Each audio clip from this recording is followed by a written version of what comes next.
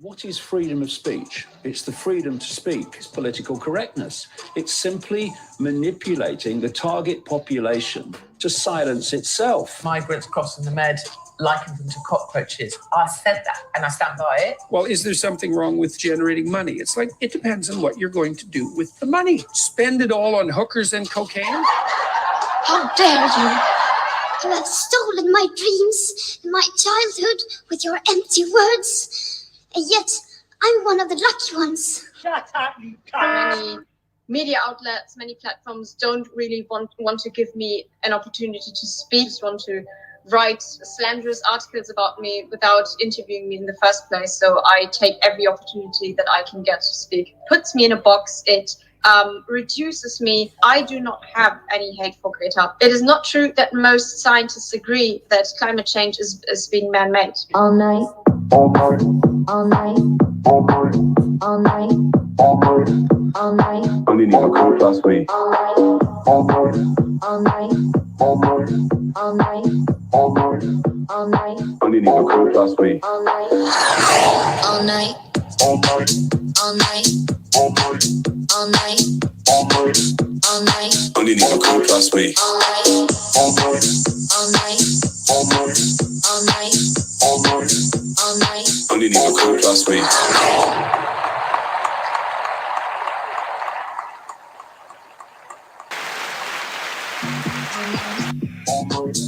night. Only need a cold last week. All night.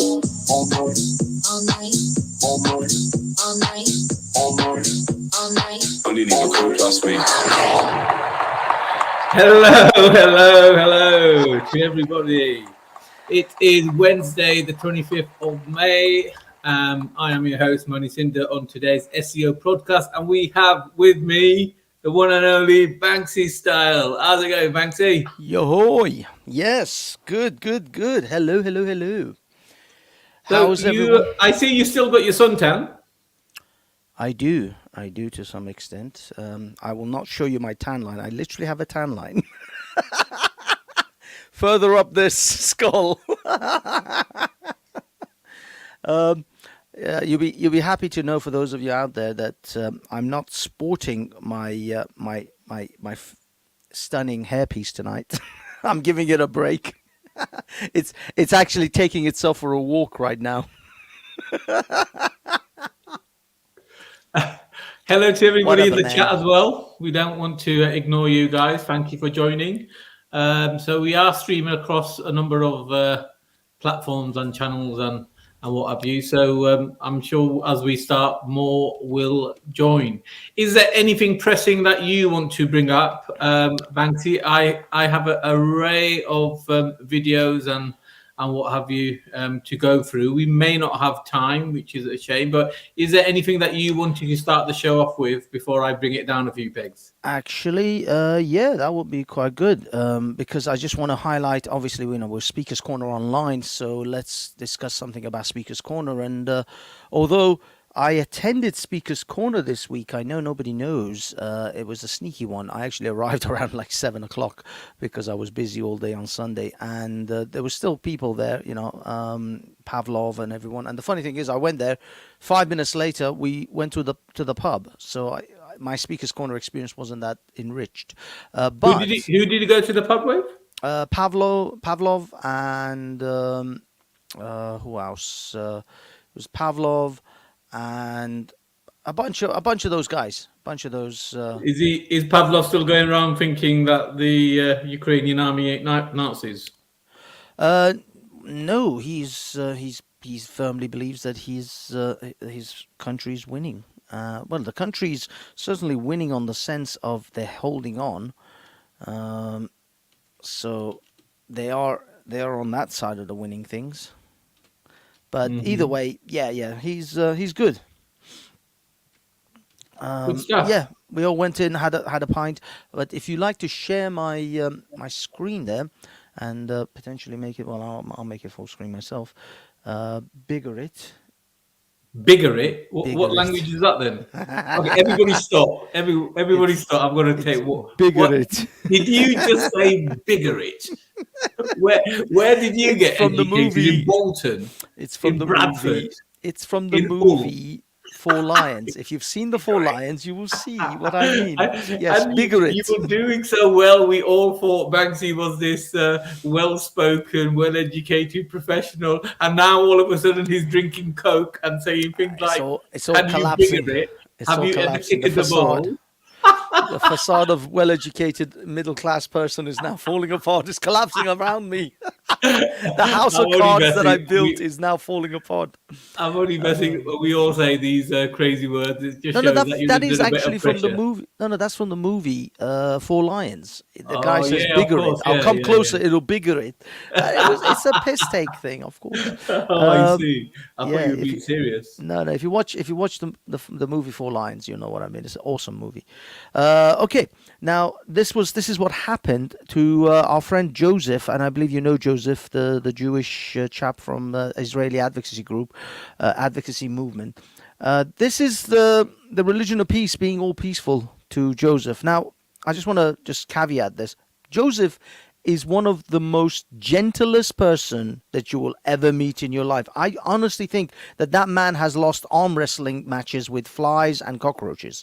He is like so incredibly soft-spoken.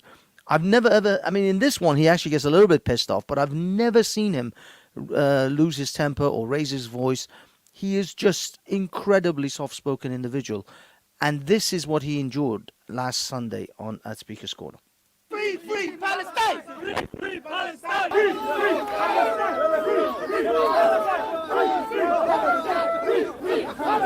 Yesterday I was attacked by a mob of anti-Semites.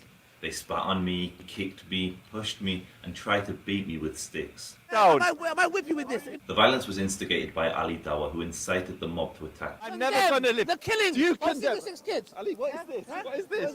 Look at you. Look at you. Look at you. I'm not gonna do anything. It's a bait. Not a religious person. You Zionist scum. That's what you are. Say Israel. This is the only time I've seen Joseph physically upset, actually, like, demonstrating, sort of not being annoyed, because I was sticking that Israeli Palestinian sign in front of his camera. This is his camera, and he's trying to talk into his own camera.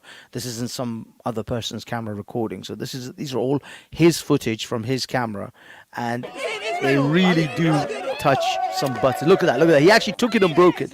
This is the only time I've ever seen Joseph visibly upset. Look at this. This is why we need a country. All they're proving is why we need a country. Imagine living under these people. Can you hear this okay, Manny? Yeah. Oh shit, what is this? What the hell? I see, skipped to the next video in the playlist that I had. Now this is this is from Busker in the Park. Whoops. This is a different angle. Are you going to play it? I'm just gonna fast forward through it because we've seen it already, most of it.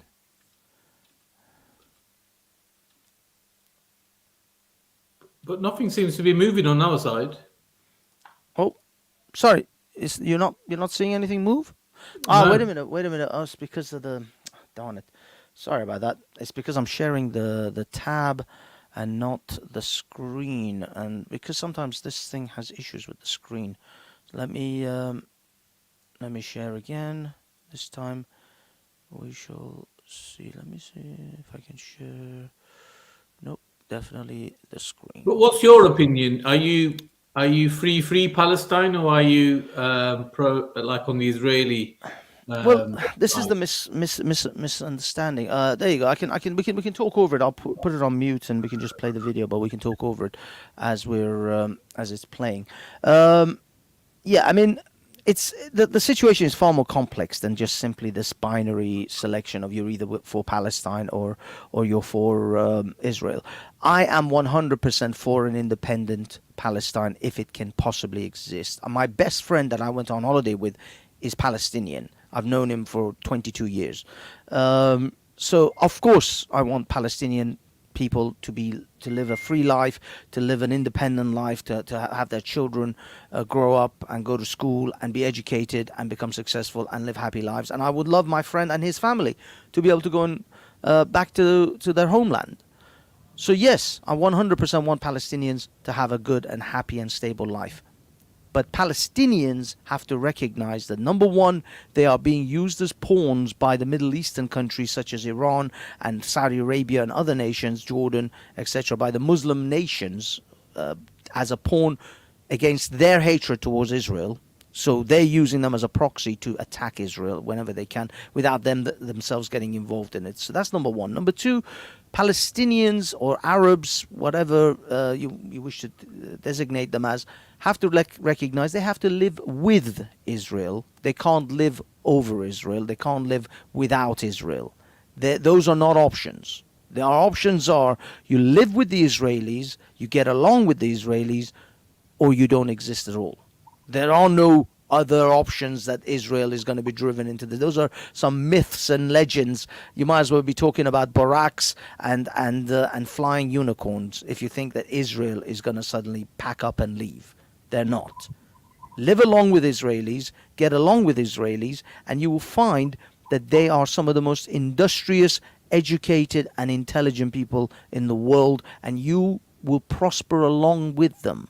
You don't have to suffer with your spite against the Israelis. You know, this is the classic case of cutting off your nose to spite your own face.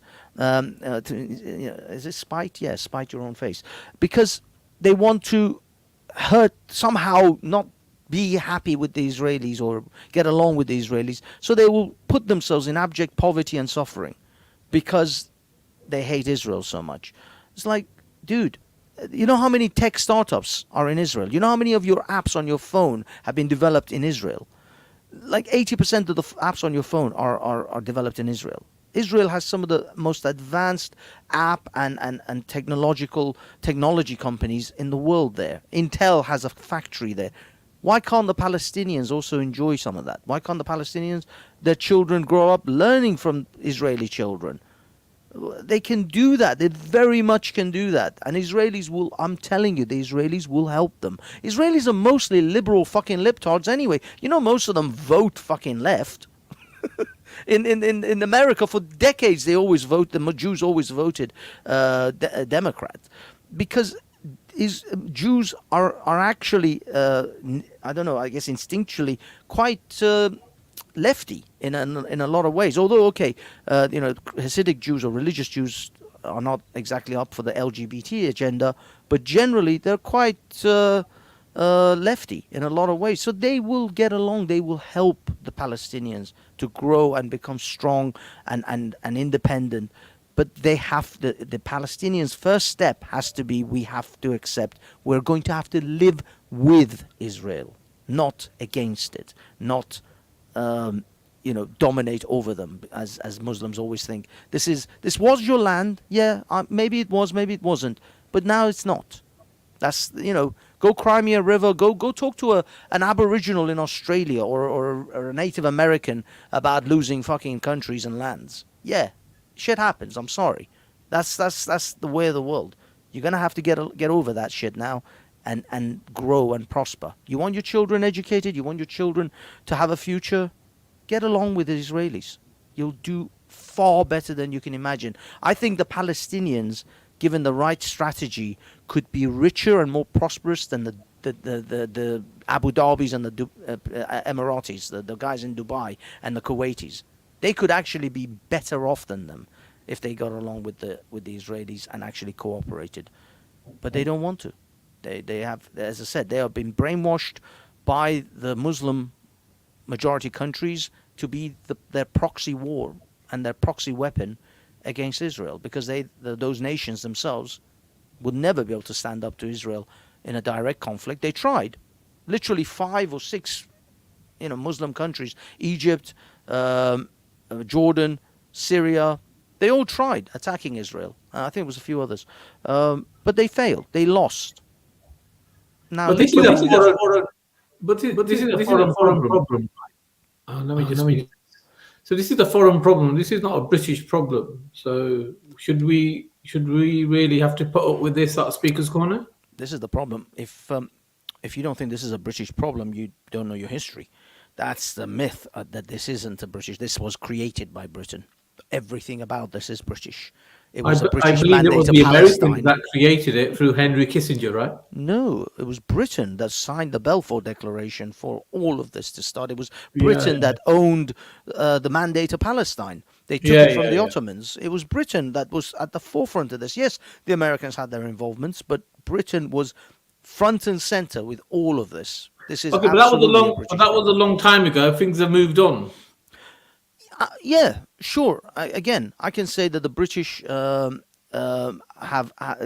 wash their hands off this, but of course, this is an issue that the Palestinians and the Israelis have to resolve amongst themselves. Ultimately, they're the ones that have to sit down and learn to get along. But of course, with people like Hamas in charge in Gaza, Hamas has it in their charter that they want to destroy Palestine. They want to destroy Israel. Doesn't Iran as well? Oh, no, it doesn't matter with Iran. Again, foreign interference, you can always cut out foreign interference if you really want to, if you're determined.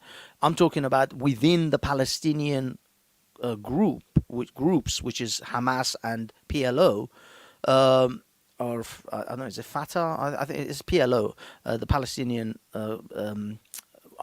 it used to be under Yasser Arafat, now it's under Mahmoud Abbas or whoever else it is. But yeah, those groups, those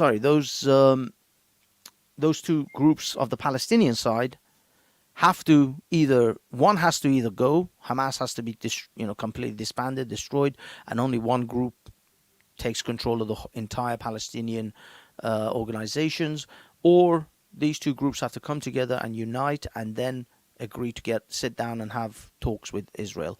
One way or the other, these group of people that we call Palestinians today, now there's debate over whether they were always Palestinians, whether they weren't. There's all sorts of nonsense about that. And I'll be honest, maybe some of it has historical validity, but generally, who cares? This is where we find ourselves in this day and age, 2022. There's a group of people who identify as Palestinians, and there's a group of people and there's a country called Israel. These people who identify as Palestinians should have dignity, autonomy, and a country of their own. I don't want them to not have a country of their own, but I'll be honest, there isn't much of a country left either. I don't know if you've looked at a map recently to see how much Palestine, quote unquote, is left. It's less than, Hammersmith. It's like the size of friggin' Tottenham. It's unbelievably small now, and it's fractured all over the place. Israel settlements crisscross it all over what was considered the West Bank. There's barely anything left of the West Bank. Gaza is a tiny friggin' cul-de-sac, practically. So there isn't much of a Palestine left. They would have to literally draw up some borders and maps to Palestine, and that's the other part as well. Can't they go to other Islamic countries like Turkey? Nobody wants them. You know that the ones in Jordan, the ones in Is Syria it because and they Jordan, act like this? Well, no, this is a mixture of different Muslims. These are like Pakistani Muslims. I think Ali Dawa is Egyptian or Moroccan or some shit. I forgot, but these are not Palestinians. None of these people are Palestinians. I don't think you can find the Palestinian in this group that consider themselves, that are carrying Free Palestine signs. I don't think a single one of them is actually Palestinian. That's the irony. The Palestinian protests have no Palestinians in it. Or very few, because most of these are just random Muslims that are just flag waving. Of course, they don't flag wave for any other place that Muslims are being tortured and slaughtered. Do you know what makes me laugh? I mean, genuinely makes me laugh. Can you see this this comment by Arthur, however you pronounce that? Sorry, is this in our comment or in? Yeah. Arthur Quid or Clwyd. I don't know how you pronounce it. Looks a bit Welsh to me. I don't know. I don't know which YouTube channel that's coming through on. But Clyde. Yeah. Clyde. Yeah, but you see, he knows instinctively. Ali Dawa is Q80. I think that's what he's saying. Or there's another one, but I've noticed. My point is that there's a lot of these accounts where they don't have a profile picture, and it's always, very English sounding name like Arthur and Charles and James. And then there's something Islamic will come up in the conversation, and all of a sudden they're turning English into Arabic. How many troll accounts are there? It is funny. Banksy's actually. What does he say? He says here, Banksy's sounding like one of those American evangelical Christians right now. I have no idea what you mean by that, because evangelical Christians are usually screaming pro-Israeli shit, and I just said I want Palestinians to have a country of their own. I don't think they will.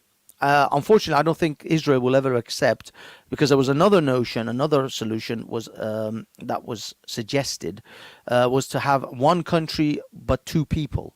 So you would have the Palestinian people, you would have the Israeli people, but there would be one country of Israel. So the whole area would be called Israel, but there would be a political body for the Palestinians, kind of similar to, like, you could say Scotland and England and Wales. England is its own country. Wales is its own country. Scotland is its own country. They have their own parliaments and stuff, but they are centrally governed. I don't think anyone came here to receive a geography lesson from fucking Banksy. All I'm saying is I'm trying to explain the situation. I didn't claim you or anything. And House of Bellends, you are actually one of my favorite troll accounts. So keep up the good work. There's another anti Ralph troll account called Nazi Ralph, and I think it's actually the guy who's on Speaker's Corner online. I mean, he's a little bit rude, but I'm assuming it's a he. But he's a little bit rude. Ralph. Ralph is not a Nazi anymore. You know that, right? He's right now sitting on a panel with like 6 Jews, talking about how Israel and has a right to exist, and that he is now slating all the Mark Collette Zionist guys. I mean, if you actually look at his rhetoric, it's not Nazi anymore. Certainly, he's already just because he's managed to fool you, and he kind of sends you love messages in the chat. I've seen him neuro-linguistically send you Banksy, and you're like, oh yeah, Ralph. I've seen you. Was a neuro-linguist your colours come up. All of a sudden you see, oh, Ralph is in there.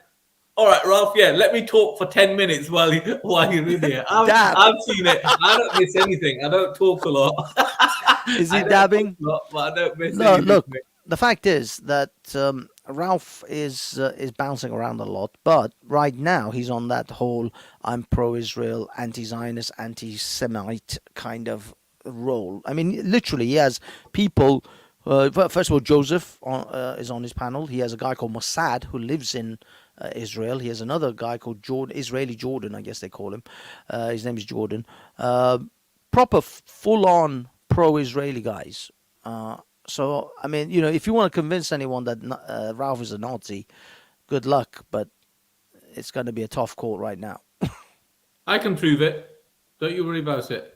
All right, so let's go over to Speaker's Corner Online. Irish Flame has recently joined Speaker's Corner Online. I don't think she's added me as a friend, but that's okay, Irish Flame, no problem. Nobody has me as a friend anyway. But let's go over to Speaker's Corner. So if you want to know what they're teaching your children in school, here you go.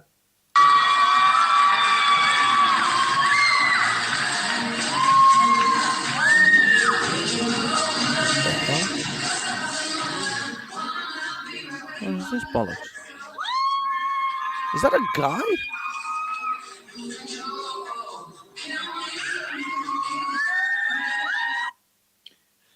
So yeah, so that's what they're teaching you. So when you're sending your kid to learn ABC and timetables, that's what they end up learning. What you like that type of thing, don't you, Banksy? In a strip club, not at the school assembly. I didn't go into one of those shows. I didn't see one of those shows until I was in my 30s. Okay, so I'm gonna have to embarrass you slightly because I have a video of you with your new wig. I'm sorry, I'm gonna have to share this. But here you go. You asked for it. My ass. So, for those who don't know, my name is Lyric. Today, making a video that isn't like the other content that I typically make. Basically, I'm raising money to help fund my son's transition-related costs. I'm sharing this with his permission. Basically, we already have a diagnosis of gender dysphoria for him. We have gotten his blood work done, and we need to start him on puberty blockers as soon as possible. Now, I transitioned later, so I wasn't familiar with how puberty blockers worked. Basically, thanks for telling me before I went out for a few drinks that you had transitioned. How old is this video? How old were you? I would say that you made that video about 10 years ago. No, that's actually quite recent. Kiss my ass. Actually, I have a clip for you, if you care to indulge me on that very same. Is it racist? No. Well, then I'm not interested. Not enough. Not for your level. Okay. If you were to share. Oh, women. Not all women. I mean the old-fashioned ones. You know, the old-fashioned women. Oh, God. You know, the ones with wombs. Oh. This is Ricky Gervais's recent special. Those fucking dinosaurs. No, I love the new women. I know the new women. They're great, aren't they? You know, the new ones we've been seeing lately. The ones with beards and cocks. They're as good as gold. I love them. Okay, I'm done. Because it gets far worse. But that's just a little snippet of Ricky Gervais's new special. You are going to like it. I think most of the people here will probably like it. Of course, you're transphobes. Naturally, that's why you will love it. All right. So the next video is to do with monkeypox. Let's go and press play. There's already one country starting to lock people down. Is this going to be the next one? And are we going to see a lockdown before an election? And then, we got to go back to all mail-ins. And here we go again with election integrity. That's what I'm worried about. Here we go again. Back to mail-in ballots. The fake. So this is the voice of Donald Trump. Sorry, I should have said that beforehand. So Donald Trump is being interviewed, and this is what he has to say about monkeypox. Mail-in ballots, all the things that took place. What a disgrace. What this country has lived through and what's happened to this country in a year and a half is hard to believe. So now they have a new one. Let's see what happens. They say it's not nearly as contagious. Let's see what happens. Let's see where they're coming from. Well, so it's a shame that he's trying to turn that into a slight political thing, but I do agree with him. It's obviously another political ploy to possibly shut down the economy even more and obviously prevent someone like Donald Trump coming into power. What's your conspiracy theory, Bagsy? Well, what Donald Trump was saying wasn't about him coming into power, because he's talking about this monkeypox thing is going to potentially call in for a bunch of people to vote from home, which means they can defraud the voting system easier for November's Senate and House votes. What do you call it? The midterm thing that they do every in between presidencies, where they vote who's going to be in Congress and who's going to be Senate, which senators. And the Republicans are set to wipe the floor with all the Democrats, so they're bound to get a massive majority. Usually that's how it goes anyway.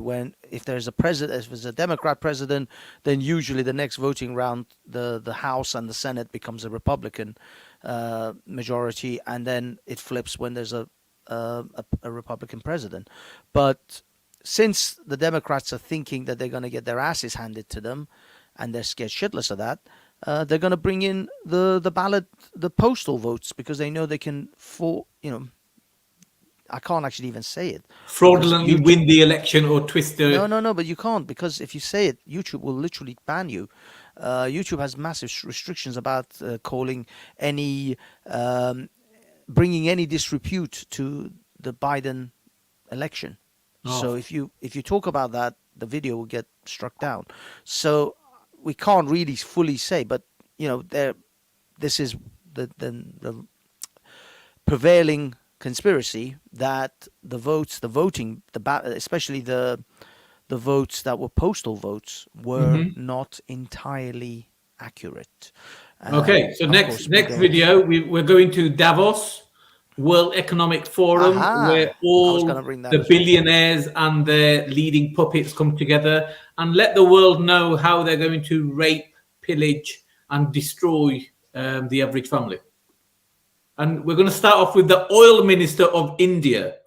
I've chosen this video because it's a great interview, and it goes to show how the leading countries for the Great Reset includes India, China, Russia, obviously UK, USA, and the EU. But India is a big player. When I say India, I'm talking about Modi's India.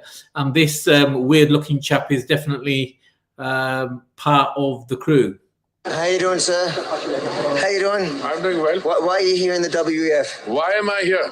It's a great place to meet people, to tell them about what's happening in India, to transact business, and do a host of other things. Listen, there's so many Indian states here. Why are they competing on this one street? They're not competing. They're showing you the diversity of India. They're showing you what different states can do. I can almost believe you're a politician. I'm the minister, so now that's why I support all of them. Do you think we should change it from World Economic Forum to maybe Indian Economic Forum? No, you don't need to do that. You don't need to do that. I've been associated with the organization since it was called the European Management Forum. So I told Mr. Klaus Schwab then, if you have to woo the capitalists of the world, go beyond the European ones. Go and get the Americans also and get the other. So I'm very happy they're doing well. So you're the reason why Klaus Schwab is ruling the world? I'm not the reason. I'm just somebody who's been interacting with him since the 80s. But you have fun, my friend. All right. So I'm the reason that I told Schwab to go out and corrupt as many billionaires and millionaires and politicians as possible, because I am the minister. And yeah, I'm from India, and this is how we do it. Of course, there's got to be an Indian minister there. I mean, this World Economic Forum literally has the world, or anyone that matters in the world, in their pocket. If you matter, you're going to be there. And this is to do with business leaders. I'd be very surprised if Elon Musk doesn't rock up. I'll be very, of course, George Bezos has been there. Jeff Bezos? Yeah, Jeff Bezos. He's been there many a times. Bill Gates practically has his own suite in the conference building. He doesn't even leave. He just stays there the whole time. So yeah, I mean, these people are all in bed with each other. They have been for decades. This is far from anything new, as far as at least the circles that we run into, and I'm sure the people in this chat are all aware. They're such nice people. They really want to look after us. They really want to look after the whole world. They have our best interest at heart. Yeah, such nice people. I see angels. I don't see people. I don't see old men with paedophilic track records and paedophilic tendencies. I don't see any brown paper bags flying around and corruption. Nothing. I just see angels, and I just see godlike creatures. Jesus with is everywhere. I see Jesus is everywhere. It's like that kid from The Sixth Sense. I see good people walking around, but they don't know it. I see messiahs everywhere. All right, next one. So let's see how nice and cuddly these old men with very bad track records are. For today, there's only one thing we should be focused on, and that is the proposal for a pandemic treaty that sits on the plate of the WHO, one they seek to dish out to 194 member states, those who represent 99% of the world population. This treaty, stated plainly, allows the Director General of the WHO to dictate to your sovereign nation precisely how they must respond to the inevitable pandemic they constantly threaten us with. Tedros, the current Director General, neither hallowed doctor nor scientist, has open ties and accusation of terrorist activity in his homeland Ethiopia. As Minister of Health there, he was accused of systematic discrimination and human rights abuses by refusing health care to the Amharic ethnic groups for their affiliation with the opposition party. In 2017, he was accused of covering up a cholera epidemic in Ethiopia, though it raged in bordering Somalia. Tedros received the ire of U.S. doctors who wrote, quote, "Your silence about what is clearly a massive cholera epidemic in Sudan daily becomes reprehensible." So this is an example of who will rule us.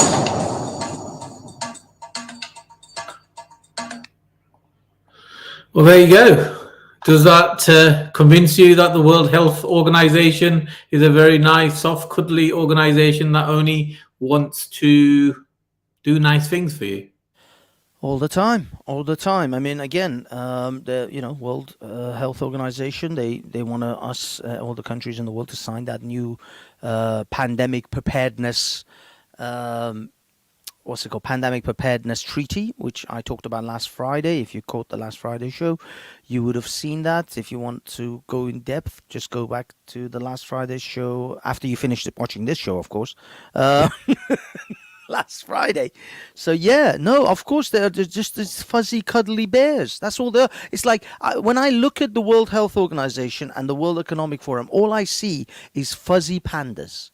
That's what I see. Fuzzy, cuddly pandas and koala bears. It's like the World Health Organization is the koala bear and the World Economic Forum is the fuzzy panda bear. And I just want to hug them. I just want to because they are just so cuddly and so nice, and they just want to look after us because we are little children. And they know what's good for us.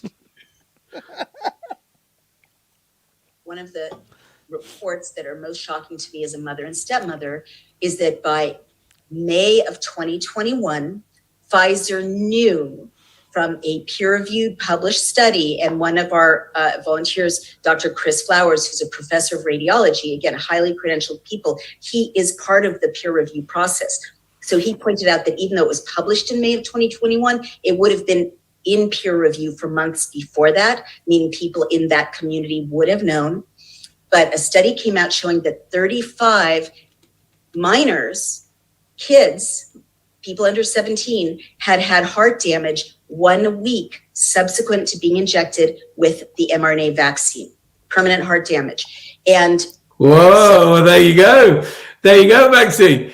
As a member of the fully jabbed, completely fucked, and soon to have two arms dangling by your side, not able to move. Well, how does that make you feel?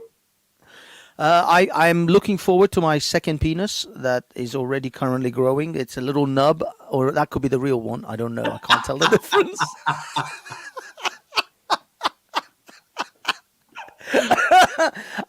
At the moment, they're both about the same size. One could be a growth and a tumor, and the other one could be the actual penis. Well, it's hard to tell. Only doctors will know. But yeah, no, I'm looking forward to all the new appendages and possible superpowers that will come my way once my mutant gene kicks in. The mutant X gene. Well, actually, it'll be the mutant F gene for Pfizer. So I would say if you're thinking about traveling abroad, I wouldn't bother getting an airline ticket. I think the best way to come over is how they're coming over from France, as you'll see from this video. It's quite a scenic journey, and I would say quite a comfortable journey. Here are the latest collection of illegal immigrants coming to the UK. Hello? Hello? Sorry, are you talking to me? No, I'm talking to them. I was like, what's he saying hello for? Okay, so let's go. I mean, there's obviously a lot of Davos information. I don't want to... Okay, let's start with... Because we're talking about immigrants, illegal immigrants, let's have a look at... listen to this Polish politician. Of your criticism and attacks on Poland. Look at that. Poland is a leader. GDP after COVID. Unemployment in Poland, one of the lowest in European Union. If you want to feel safe, come to Poland. Also your data. Poland is here. Germany is here.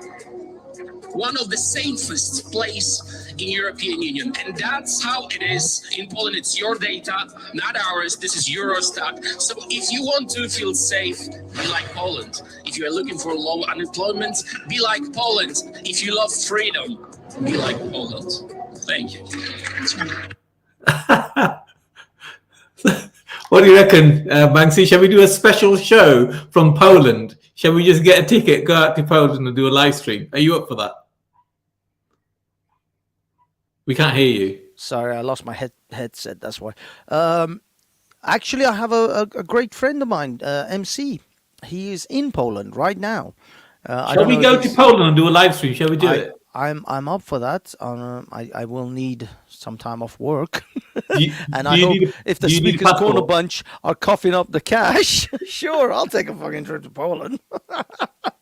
Okay, well that has to be something that they have to organise for us. Yeah. So are we Have a are word we with fly- your- are with we your- are we with your flying wealthy or friends taking at the car? Speakers Corner. Are we flying or taking the car? Well, I guess looking at you, you're gonna have to drive us there, aren't you? You're gonna train us because you can't get on a plane. I can't get on the plane. You just have to do a test. I don't know where you get that from. Well, Don't I you mean, know I'm you've good- been duped? I'm good to go. I've got my thing, just like straight up vaccinated. Yes, ma'am. Except I'm going to Poland, so they don't give a shit. So who cares?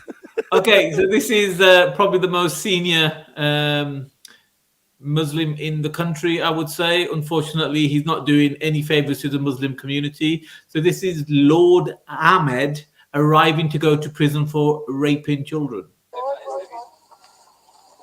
Make it full screen, please.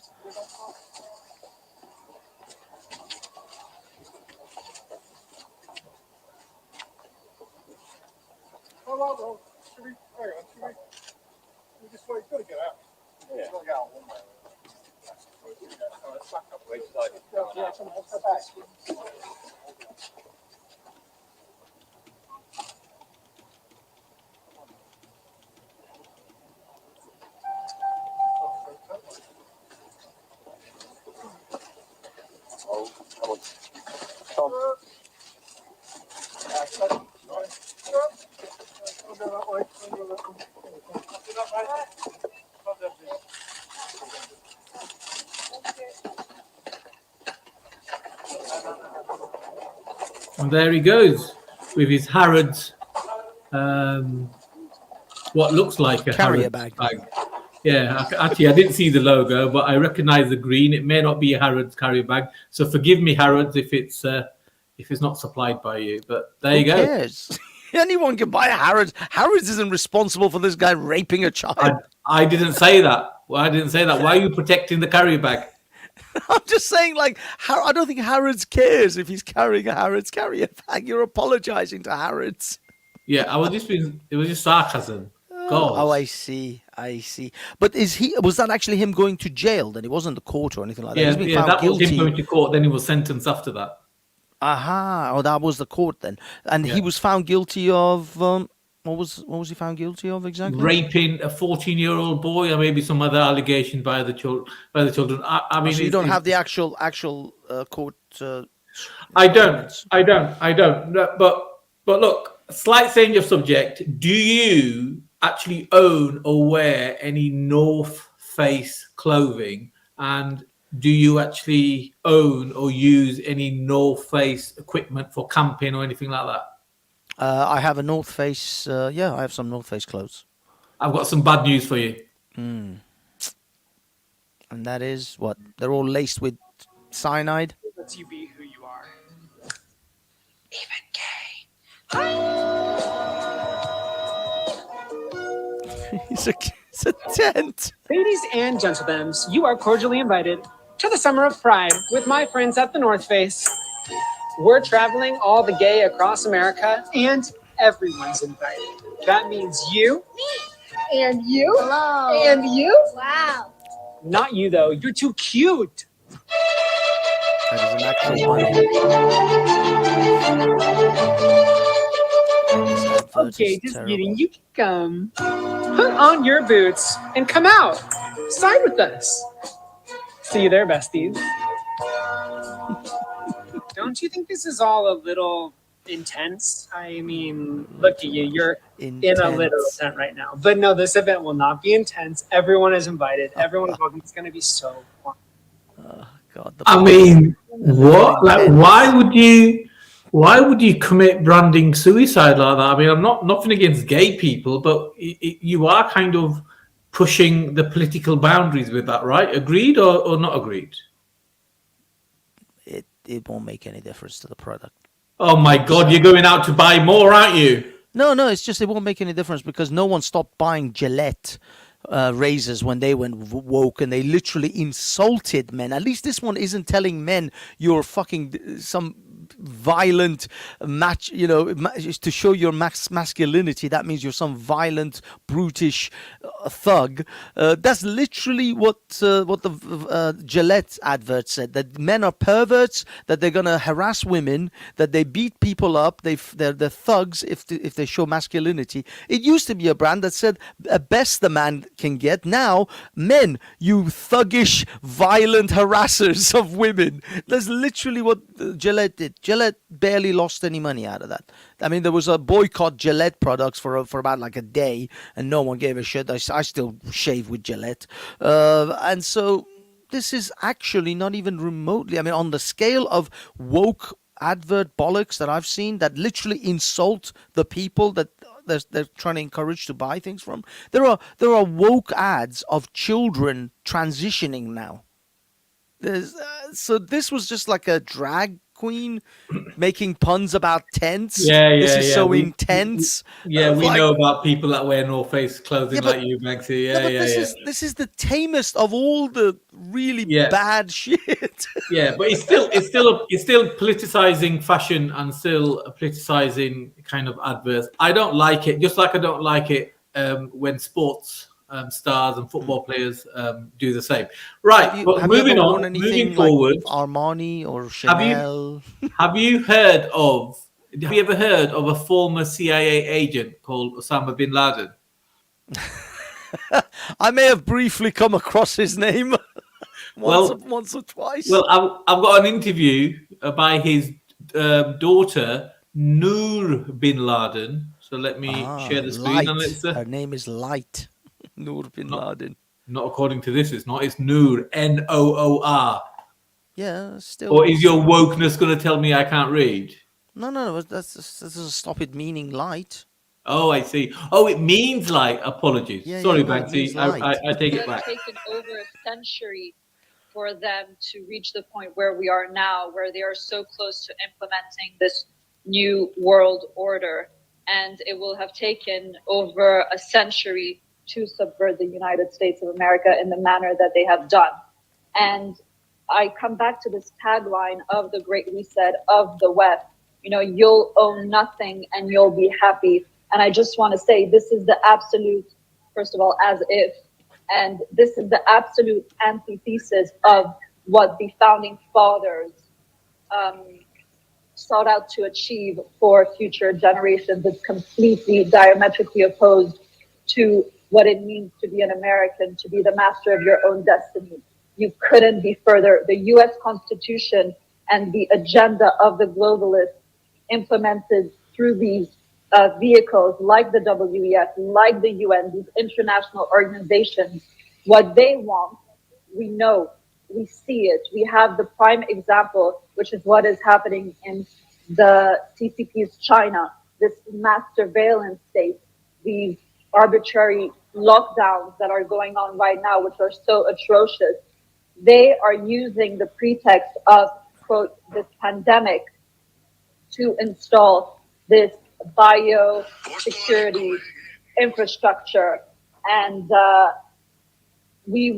few freedoms that we are left are in the process of being completely taken away from us with this so-called treaty, convention, agreement, international instrument, as they're calling it for now. We will see once the draft is finalized, but it means that we won't have freedom of movement anymore. We also have, in conjunction with what they're doing with the CBDC, the central bank digital currencies, everything will be digitized and every single thing will be tracked.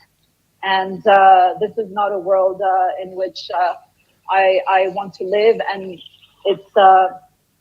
it's something that we all have to, however we can, push back against and stop. There you have it, ladies and gentlemen. You have Osama bin Laden's daughter, Noor bin Laden, actually talking sense, actually telling the world that the globalists and their global communist takeover is dangerous and going to change your lives and your children's lives. Mr. Style, what's your what's your response to Noor, the light giver, the light bearer? The light bearer, yeah, that's what I mean. It's the irony that she's shedding some light upon this this subject. By the way, a couple of fun facts. Osama bin Laden had, at least it ranges between 20 to 26 children. Osama bin Laden's dad, Mohammed bin Awad bin Laden, had 55 children. Between them, they are about 81 children. These two men had 81 children between them. Just a fun fact. So I don't know whether Noor is particularly close to her father or not out of 26, but nevertheless, she's spot on the money. And maybe the Bin Ladens have been on the money for most of these years. We've got Wendy Boo in the chat. Hello, Wendy. So Wendy's going to be interviewed by me on Monday. So bring your sunglasses. I'm expecting some fireworks. We had a rather how can we say colourful interview with Betty. Shall we say there was a lot of fireworks, a lot of accusations. I've been in the firing line for that one because with these type of interviews, no one is ever happy with what you did ask and what you didn't ask. I tried my best. My role is to ask the questions. It's not to cause the type of chaos that most people wanted. Did you have a chance to listen to the interview, Maxi? I haven't. That's the thing. I'm sorry. I started it, and then I got caught up with other things, and I just haven't had a chance to go through it yet. Maybe I'll finish it off tonight, but I'm not sure. I mean, to be honest with you, I've interviewed and spoken to Betty many a times at Speaker's Corner in person too. But so I wasn't sure exactly there would be anything there for me to miss or I missed. So I mean, what were the highlights? Give me the highlights, and I'm sure I can roll with this. Is this a war between Wendy, Betty, and Jupiter? Is that what we're talking about?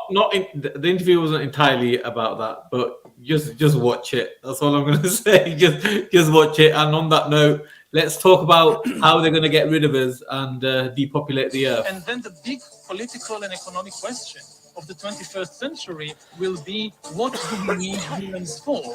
Or at least, what do we need so many humans for? Do you have an answer in the book? At present, the best guess we have is keep them happy with drugs and computer games. We call this the metaverse. What you guys do in here? Pretty much everything that you would do in the real world. Or at least, what do we need so many humans for? Would constitute a new useless class. When I say that these are useless humans, it's not from the viewpoint of the mother, of the wife, of the son, or at least, what do we need so many humans for? First, we've got population. Now, the world today has 6.8 billion people. That's headed up to about 9 billion. Now, if we do a really great job on new vaccines, healthcare, reproductive health services, we could lower that by perhaps 10 or 15%. Or at least, what do we need so many humans for? Forget the conspiracy. Listen to our government agencies. These guys are telling the truth. There's no conspiracy here, folks. Just get your damn vaccine. All right. Thank you, doctor. Just get your damn vaccine and die like a good man. Well, one thing I wanted to just point out with those vaccines that I fully approve and am fully vaccinated myself, minus a couple you will go to hell. Minus a couple of boosters, but nevertheless double vaccinated. As a person of double vaccination, I would just like to point out that in 2019. Children or people, I think it was children between the ages of 5 and 20 or 5 and 16? Ah, man, I forgot the figure. I got to find it again. In 2019, about 4% died of carditis. In 2020, about 4%. In 2021, I think it was about 21%. Things jumped real high all of a sudden in 2021. I don't know what happened in 2021. I don't know what happened. But something happened that caused a lot of children to die of this one particular ailment. You can't run from the truth, Banksy. I'm just You saying. can't run. I'm not saying, but I'm just saying. You can't hide from the truth. The truth will come find you. If you're under 20, then you normally don't need extra vaccinations for things that you recover from, because you have almost a 99.001% chance. Let me wrap that up for you. You don't need it. Look, you can't say things like that. Our resilience, and we have to reinforce our resilience against a new virus, possibly, or other risks which we have on the global agenda. Possibly. Listen to this. A new virus, possibly. A new virus, possibly. A new virus, possibly, or other risks which we have on the global agenda. So they've got other viruses possibly, and other risks on the global agenda. What do you think of that? Well, the man is saying, there may be possibly new virus. To say that there won't be new viruses is ridiculous. Of course, there's going to be new viruses. Let me explain something to you. For that. Let me explain something to you, and this is how we know that most people, including you think you're awake, but you're actually sleepwalking through life, right?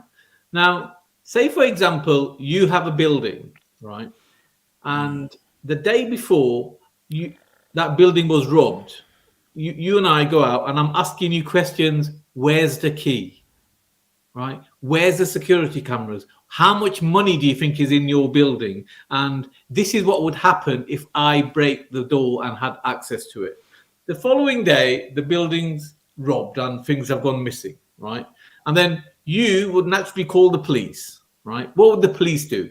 They'll say, Mr. Style, was there anyone acting suspiciously? Was anyone talking about that there would be a robbery, there might be a robbery, or wondering about the robbery? And you would say, yes, that Manny over there has been talking about it for, a number of hours. Well, that's exactly what Bill Gates and the globalists did. They threatened the world with a biochemical attack, and then they released it called COVID-19, right? And then they went around buying, patenting vaccines to sell to the people. And who's arrested him? Who's questioned him? The thing is, they obviously all control all the major government agencies around the world anyway. And this is what you're saying right now. So again, part two, the same globalists that pre-warned us about what they were going to do before COVID and then did it, now are doing it again, are pre-warning us with the same style, in the same meetings, with the same lyricals. And people like you who pulled their pants down, had double, triple jabbed, and some of it wasn't even medical. And, saying, no, it won't happen. No, you're making a conspiracy theorist. Because the thing is, Manny, you take something that's at maybe a 6 or a 7 and you ratchet it up to like a 12, like as if it needs to be. It doesn't need to be at a 12. If it's like when Noura bin Laden said about the agenda of the World Economic Forum and the kind of things they're planning to do to the lemmings, the peasants of us. Did I say, conspiracy theory? Yes, you did. And sort of bukkakied my mic. No, I just simply went, she sounds like she has a point. She's on the money. She looks like she's someone who's actually looked into this kind of stuff and knows something about the World Economic Forum. And she's not sitting there, filleting Mr. Schwab there. So I agree to things that make sense, but when you bring something that's at a 6, like Schwab Webb goes, the next possible virus, it's like he's not Nostradamus because he made that prediction. I could take a 10-year-old, I could take a crackhead off the street and say, do you think that the human race may be plagued with another virus in the future? He'll say yes. It's okay. You muted yourself. You're muting yourself. Nobody can hear you. Okay, let me ask you a question. If I was to show you right now someone like Bill Gates talking about monkeypox, would that then change your mind? Did he talk about it 2-3 years ago? No, more recently than that. 6 months ago, last year? Continuously. Last year. He was talking about monkeypox last year. And 6 months ago and 3 months ago. But if I was to show you that right now, will you sit there with all... No, let's not do that. Okay, I will eat some humble pie if you can show me 6 months ago Bill Gates made a speech about monkeypox. Monkeypox, specifically monkeypox. Not about some generic virus, not about shingles, specifically monkeypox. 6 months ago. The date has to be accurate as well. Has to be at least May last year. Oh well, that's 12 months ago. At least October, November last year. One minute. And by the way, yeah, as Sam says, monkeypox is not new. It's something that's been with us a long time. In Yeah, fact, there's already a vaccine for it anyway, which is the same as the one with shingles. Okay, I've got 6 videos here, but I don't know exactly which one it is. So and what's the bear date? with me. Can we How do can a we part confirm the 2? date? You know, like how I did with the chemtrails, and then you were Okay, then. Okay, you were next week literally we will turning discuss into- monkeypox and Bill Gates, mentioning it 6 months or a year ago, whatever. Some prior date to this monkeypoxing. By the way, again, monkeypox is not new. This has been around a long time. Yeah, we know what monkeypox is. We know it's not. And not unless new. you're partial to having orgy sex baths with large numbers of men, you're probably safe because that's where it started from, and it's skin to skin contact. So you might be okay with most of that. So are you saying that gay men having intercourse is what's causing the spread of? No, it's gay men having mass sex orgies in some bathhouse somewhere in Italy. That's what's causing it. And if there was a whole bunch of heterosexuals having such similar orgies, they may have issues as well. It's human beings having large orgies. If you're not into orgies, you might be okay. That's terrible. But haven't you just come back from Italy? No, I came back from Turkey. So kiss this right here. All right, let's watch this one. Another Davos video, and let's see what this innocent-looking woman says about free speech.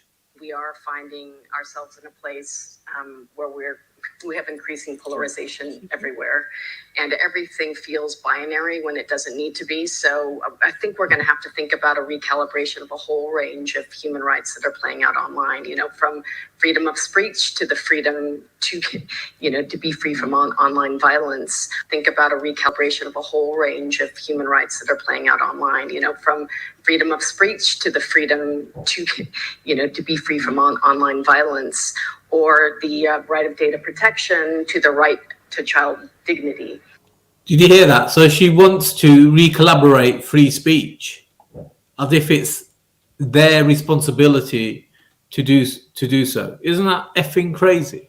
Dude, as I said, these fucking dictators, these fascists have been trying to take away freedom of speech for decades now. Decades. It's not even close to being original anymore.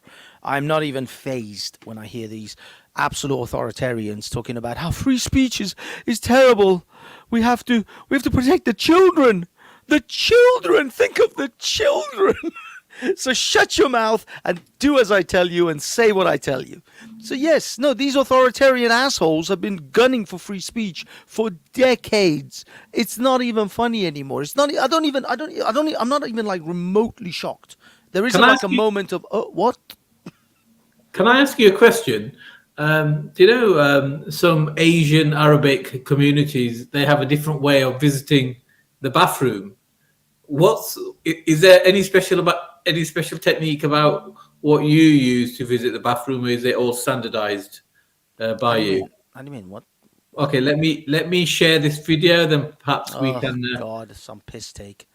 Again. People have been misled into thinking that they have to wipe their arse, when actually, how long did we live without wiping our arse? We lived for fucking millennia without wiping our arse. We were absolutely fine.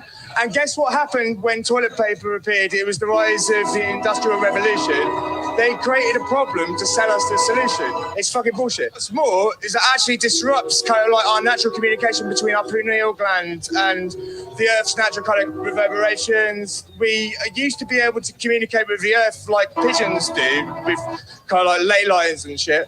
And also, it's just a way for the fucking Illuminati to make us touch our arse. It's disgusting, right? If you leave it like 3 or 4 weeks, after you wipe, it feels more uncomfortable if you have a relapse, because it's actually kind of nice lubrication. It kind of lets you kind of like move around. Oh, you just smell of shit. Nasty. No, just don't part your ass cheeks. You might smell a little bit just then. Oh, you filthy bastard. Experiment with it. Just experience it. Go to myarsemotories.com. Don't experiment with it. These filthy animals. I swear to God, I despair sometimes. I mean, you know, Western civilization has given us a lot, and I appreciate a lot. But this part, I'm sorry, the West got this wrong. At least some of the Westerners, the English for sure. The French invented the bidet. Go look it up. They invented ass washing through a bidet. The Japanese came up with like fucking scientifically advanced toilets that are practically starships to themselves. The fucking thing will wipe it, pamper it, put a little bit of baby powder on it, and then kiss it for you before it lets your colon go. So yeah, the Japanese toilets are amazing. The French managed to figure out washing is a better idea than a clumps of paper. Why has the English fallen so far behind with this? I have no idea. But yes, wash your asses, you filthy fucks. Wash your asses. Yes, that's what I do. I wash my ass. Every time. No exceptions. Not a day missed. Every time. Every poo I take. Every defecation requires water. Yes, you can use paper, but you wash it afterwards. You wash your ass.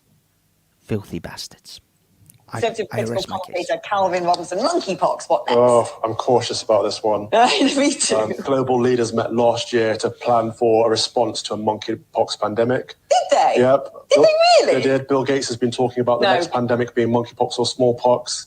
I understand there are very small differences between smallpox, monkeypox, and chickenpox in the reactions that people get. So would you be able to tell the difference? You're not pulling my chain on that, Not at all. You're not a Bill Gates microchip. No, I'm not a conspiracy theorist at all, but I'm seeing these things, these conversations being had over the last year or two, and now all of a sudden we have cases of monkeypox popping up.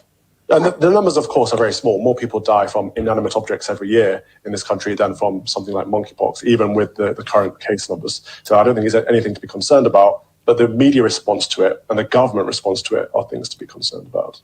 In what sense are they things to be concerned about? Because surely there are a few cases that have been detected. We have to trust that is absolutely true. It does seem to be spreading in some way, shape or form, because people don't have a context of knowing each other always. People have contracted it. And the government's saying, well, look, it isn't that problematic. But if you have been in touch with someone with it, there's a vaccine that already exists. That's convenient, isn't it? Edward Jenner. Oh, who's going to be making money from that vaccine? I'd like to know. What I don't want to see is any more lockdowns. I don't want to see any more civil liberties taken away for something like this, especially if it's just a rash. I don't want to see more Project Fear from the government or the mainstream media scaring people to death over something that isn't that serious. And I don't want to see these vaccines being pushed down our throats if they're not necessary. So if people are vulnerable and need a vaccine, absolutely great, but don't shove it down the general populace to make money. Calvin, thank you very much. Guidance stuff there. some enlightening things you just told me. Manny, Raj wants to jump on. Do you want to do something with that, or shall we just let it be? Well, Raj, we're going to be finishing soon, but yeah, mate, you can come on. Let me post the link in there for you. Only Raj, no one else, guys. We're not gonna have a whole panel. I just semi-promised Raj to hang around. Sure. I've been missing your messages, Raj. Sorry, apologies. Raj is an important person to us. While we're waiting on Raj to come through, why don't we share the story of Mohammed Hijab and his vaccination story? You're talking about me like you just had your dinner and you'll say, what should we do with the leftovers? Okay, we're playing the Or video. should we chuck it in the bin or shall we just go on? Dude, Dude, like, I'm telling you, I'm going to have to take control of this panel, man, because this disrespect to me, like, is on the next level, like, of madness. Do you know who I am? Seriously, do you know who I am? I'm sorry, The Raj. fact I'm jumping on here and waiting like in a freaking like a little schoolboy waiting for you lot to show you. Why didn't you just text me? I was going to phone you and shout you, say, "Let me know." But do you know Banksy revels in belittling me in the chat? Oh wait, Raj. Oh wait. Oh, we'll see what happens later, Raj. We might open it. Open the. We'll see. Then he goes to you. Oh, Manny, should we do it? Like, he knows what he's doing. He's being a proper cunt. And he's gone cunt mode 10 on me today, man. Yeah, he's lucky I like him, man, because I would have freaking killed the dude, man. Okay, look, thanks for coming on, Raj. So this is a good time you've come on. We're going to share a video of Mohammed Hijab and his vaccine experience. So let's do that now. Oh, is he taking it? Yeah. And then some 10 days, 11 days later, I was coughing up blood. Wow. We done a blood test. You know, they do something called D-dimer, which is like so I done the D-dimer, blood test, and they said that you can't leave the hospital. So what's going on? They said, you got a blood clot. I said, come on, man, I want to go home. I'll waste my time. They looked at it, and I had what you call lung infarction as well. So what happens is when you get a pulmonary embolism is a blood clots in the lung. Yeah, there are three different arteries. You know, there are this we call the segmental arteries, the subsegmental arteries, and then you've got the pulmonary artery. Yeah, the segmental artery is like the medium one. The subsegmental is the smallest one. The pulmonary artery is like the thickest one. If the blood goes through the pulmonary artery, it kills you. This is sudden death. My one was in the segmental artery, so it's not. So you got your pulmonary artery, you got segmental artery, and then you have the subsegmental artery. My blood clots, because there was many of them. Yeah, it came through the segmental artery. Yeah, lung infarction is basically when you have death of the lung. So my left lung basically died, part of it, and it doesn't come back to life. It's permanent damage. It's permanent damage. It is permanent damage. And I went to more than one hospital because I had more than one hospital. I spoke to a few people, and from the doctors, they're telling me that, yeah, do you know what? People die from this at your age. The guys knew me in the hospital, whatever, they done the yellow card, yeah? Which is to say that they reported it, that I had what you call an unprovoked situation. But a lot of times it's not the case. Look, I'm 29. I'm 29 years old. So 29, yeah. Is he 29? Freaking heck, I thought he was older. I was not, I was not erring in the side of caution, but I regret it. Now I'm getting messages on my phone saying take the second dose. Oh, is he 29? Okay, I thought he was a lot older. I kind of like have to take that into it because when he was at speaking school, that means he's only in his mid-20s. All right. Yeah, I mean, I actually, honestly, I thought he was in his mid-30s. Yeah. So that kind of makes sense why he's so volatile, like a young kid, because he's young. He just looks older than what he is. I mean, you'll be happy to know, man. I still haven't taken the vaccine, but I am going to take the monkeypox vaccine. I've decided. Just because you are a monkey doesn't mean you have to be vaccinated. I'm going to take the bundle thingy. No, I still haven't done it, man. I'm going to wait still. I probably won't get it done. I don't see the point now. What is the point now? It's been how many years? I've tested myself like 3 weeks ago, and I was just to prove I test because everyone say, Raj, you don't test yourself. Put the camera on for a second. Let me just show you my test result. What I just did, like what for monkeypox? Not for monkeypox. For thingy. The vid. For this was like a week ago. Why you test yourself so regularly? Because I've got my mum about. And oh, dude, I've got my prints done. Oh, I'm so happy. Oh, sorry, I know I'm distracting. I've got my prints done, so I don't need a frame anymore. So look at these prints, man. They come out amazing. Oh. So I'm going to definitely be exhibiting next month, man. So I see. they take your originals and then they just do a direct. Yeah, so copy, right? basically, I had an issue with, to get a frame for my originals, it was going to cost me £300. I can't afford it for her drawing. So I was scared that, when I put the print, it's going to come out weird because I did it on my iPhone. But it's come out freaking amazing, man. Amazing. I'll probably start selling prints of these, man. Yeah, 1984 is coming. It's got Nice. Voltaire's stingy on there. So Yeah. I'm going to be exhibiting on that 8th. You lot try and come down if you can. And it's going to be there for 5 days. And look at this Let one me as know, well. man. Let me know. Look how this come out. And this is kind of wow. Obviously kind of poignant because of the shootings in America. But even this come out great as well, man. Actually, that reminds me. We didn't even get a chance to talk about the Texas shooting that was yesterday. Yeah, I mean, there was another mass shooting in the school. Yeah, I mean, these are just guns, but he had an AR-15. But I mean, AR-15s are the same as those guns. Not really. I mean, you have a semi-automatic, isn't it? No, it's not. This is not well. It's a semi-automatic, exactly. But so are those guns, the ones that you're showing me. The Glocks, not the 6-shooters, but the Glocks. They're all semi-automatic. They're exactly the same style of shooting as. Anyway, I'm going to start selling prints in the future. The prints have come out good. Oh wow! So you got multiple copies of those? Yeah, this come out amazing, man. I'm so happy. Oh, with dude, yeah, man, you could easily sell those. Hell, so I don't need to worry now about my originals and stuff like that. So I was stressing out, man. So that's why I'm quite chuffed today. Yeah, I may not be able to afford one of your originals, but I'll take a print.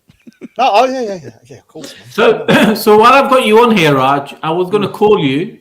I must leave the camera on. So I was going to call you anyway. Yeah. So you, this coming Monday, I've got Wendy coming on to put me in my place on my Monday show. But I was thinking of either the following week or the week after to doing a live interview with you. Would you be up for that?